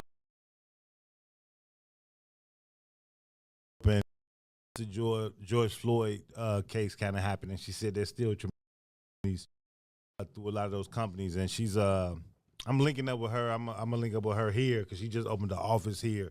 So, you know, you ever need me to help you push the button, link you with somebody, you know, I always got you. Yes, and you know, Chicago is really my second home. Hint, hint. Outside of Alabama. That's real. Yeah, I know. I got you. I got you. Well, we appreciate it. Like, you know, make sure you come on today. She's like, oh, I can't do it today. I said, you do. You lying. I said, oh my God, I didn't know what day, but I'm gonna be there. And then you still try to give me other days. I was like, no, I'm gonna be there. But thank y'all for having me. I really appreciate this. No, we appreciate you too, Jazz. Is this gonna be all live? Is this live? Like, can people watch this right now? Or they can it's right now. It's comment. I mean, the things that you say, it's airing live on YouTube, and then it'll stay up there forever. So it'll be there. On YouTube, you said? Yes, ma'am. On Facebook and on YouTube. On Facebook, it's at the What's in It for the Black People Media page, and that's not the case on YouTube. It's on the Mace Jackson page. But we'll send you all information. I'll send you the links and all that. And I got to call Brandon. I got to get Brandon on here too. Do I get a T-shirt? Do I get a T-shirt? Yep. Only Jazz. Yep. Absolutely. Absolutely, Jazz. We'll make sure you get one. Hey, you gotta come out here. Come out here this time. Okay, for sure. If I'm not in Alabama, like Chicago's my second option for sure. Indeed. It's been some years since I've been down there, so it's probably time to take a trip. For sure. Things we know that you certainly will, and come back and share it with us whenever you like.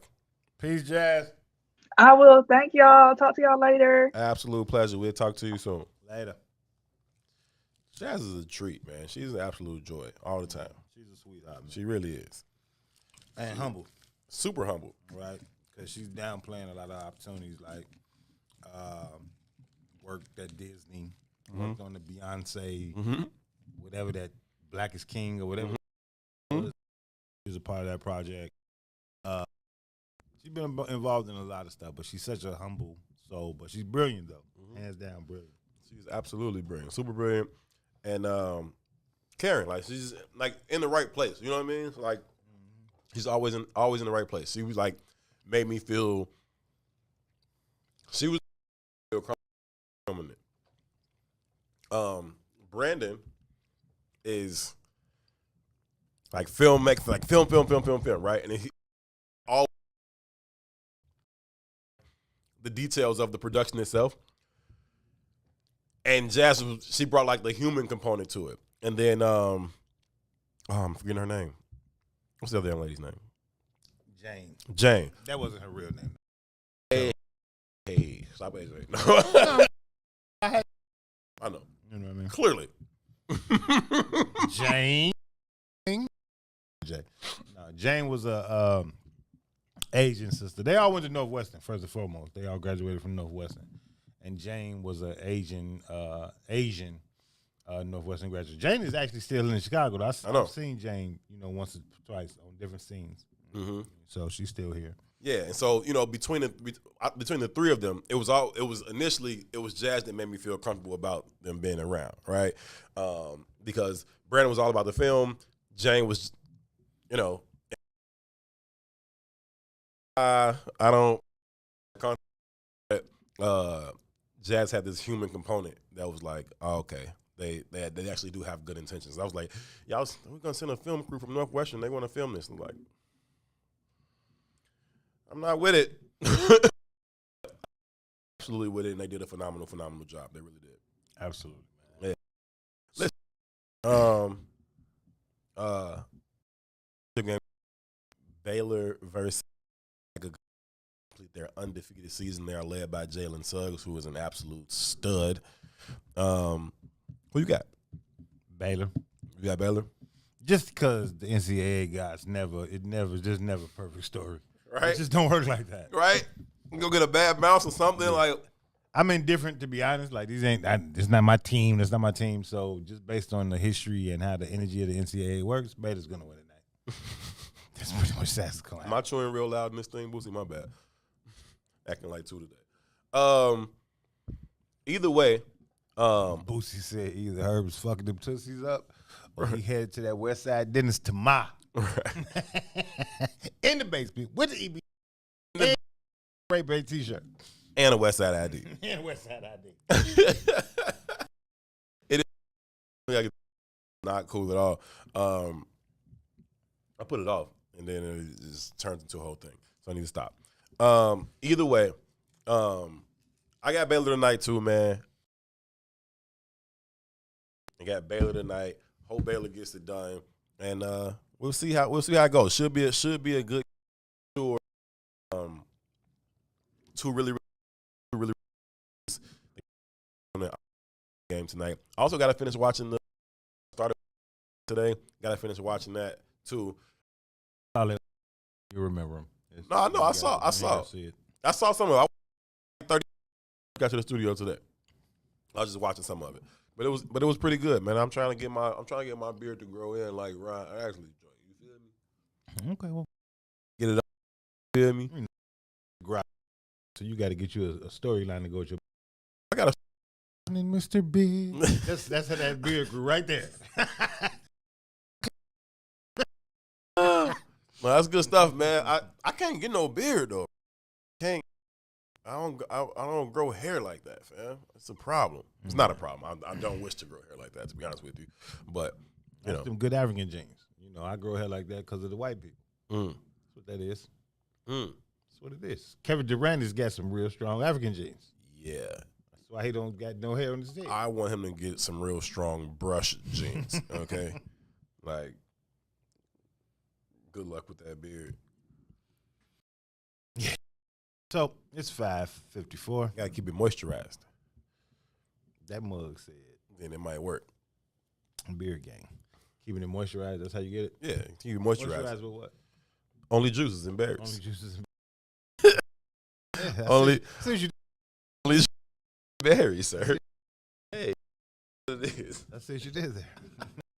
I'm just. KD need a double ball. KD needs something, man. Like I had to pause the TV one day, just look at like, why do you like your hair can't look like? I'm talking about say less. We gotta begin to appreciate traditional African features, and that's a traditional African feature. Yeah, but just brush it from though, the bro. tribe of people who had that movie. I'm not trying to give him to change his No, grade you of know hair. that movie, don't you? You've seen that movie, haven't you? I have But seen it. it sounds horrible when I say it like that, but it was a real movie. I can't remember the name of it. God, something is really wrong with you, bro. You remember that? I do. I literally do. But something is still wrong with you. I'm just saying. It was funny. I just want him to brush it, G. That's all I want. I'm not trying to get him to change the grade of hair. I'm not saying he has good hair, bad hair. Just brush it. No fucking way. No way, bro. Who? Oh, you cold. Super cold. And he went off on Michael Rappaport. We got to get up out of here, man. Y'all have y'all Guys must be crazy. R.O. boy, this whole audience be knowing everything. That's the name of the movie with the... Komet came through with it. I'm telling you, they always listen, man. It's not a joke when we say we love y'all and appreciate y'all's input to this conversation. Couldn't do it without y'all. Wouldn't do it without y'all. Thank y'all so very, very much for being absolutely amazing per usual. Big shout out to Jasmine Cannon for joining us today. She is a filmmaker extraordinaire and an even better human being. Always cool to be joined by her. Shout out to manager man Ron Rilla doing his thing. Ron, your show tomorrow? Okay, cool. We'll see. What the numbers do last time you was on? I said, what them numbers look like? Because you was talking all that trash about them numbers. What them numbers look like? Now he don't want to talk into the microphone. You know what I'm saying? It definitely wasn't like the first week. It definitely went 200. Downer. It's all good. Every time you give them an inch. You know what I'm saying? It went down a couple hundred. Either way, we appreciate you today, man, for doing whatever it is you be doing in there. Nobody really knows. Shout out to Naya for doing her thing too, man. Naya has been interning here for. Happy birthday, Naya. Happy birthday, Naya. Naya's been interning here for a while. Then she left, and then she popped up back in the studio one day. Like, Naya's back. Like, hey, Naya, turned a whole 19 today, girl. You're gonna be able to drink one day. Couple years. Look at you, getting big out here. You know how to drive, Naya? Yeah, right. You can't even reach the pedal. How tall are you, Naya? I'm about like 5'5". That's cap. Anyway. I am 5'5". That's cap. Anyhow, we are getting up out of here. Very much. See y'all back here, same time, same place tomorrow at 3 p.m. Y'all get up early tomorrow for the Maze Jackson Show at 6 a.m. Stick around for the Book of Dawn. In my own business. Maybe keeping it realer. Maybe LeBron. No, you're not rocking tomorrow. The green side of things. I think he's gonna let Miko rock tomorrow. Then I said what I said. You should be on that though. You should force your way into that conversation. Anyhow, I'm forcing my way out of this conversation. I gotta fucking go. We'll see y'all tomorrow. Thank y'all so much for tuning in. For Toussaint Werner, my name is Herb Howard. Y'all be good to each other. Peace. Assalamu alaikum. WIIFTBPM.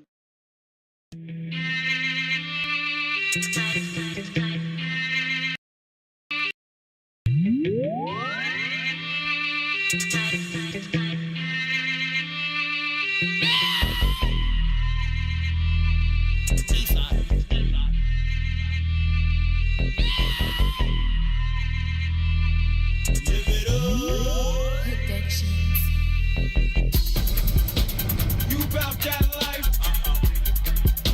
I'm about that life. You ain't really about that life. If you really about that life, JC, spit a key. Let me test your work. Let me test your work. Jeez, you talking breezy. Let me test your work. Cam, you the man? Let me test your work. Dre and Snoop, like that chronic, I need something stronger. Molly cute, that's like an aspirin for my daughter. Big time, in the club with a case of Ace. And I sniff that whole table. Scarface, another court case. I'm a frequent offender. When Wyclef was hot, I was gone to November.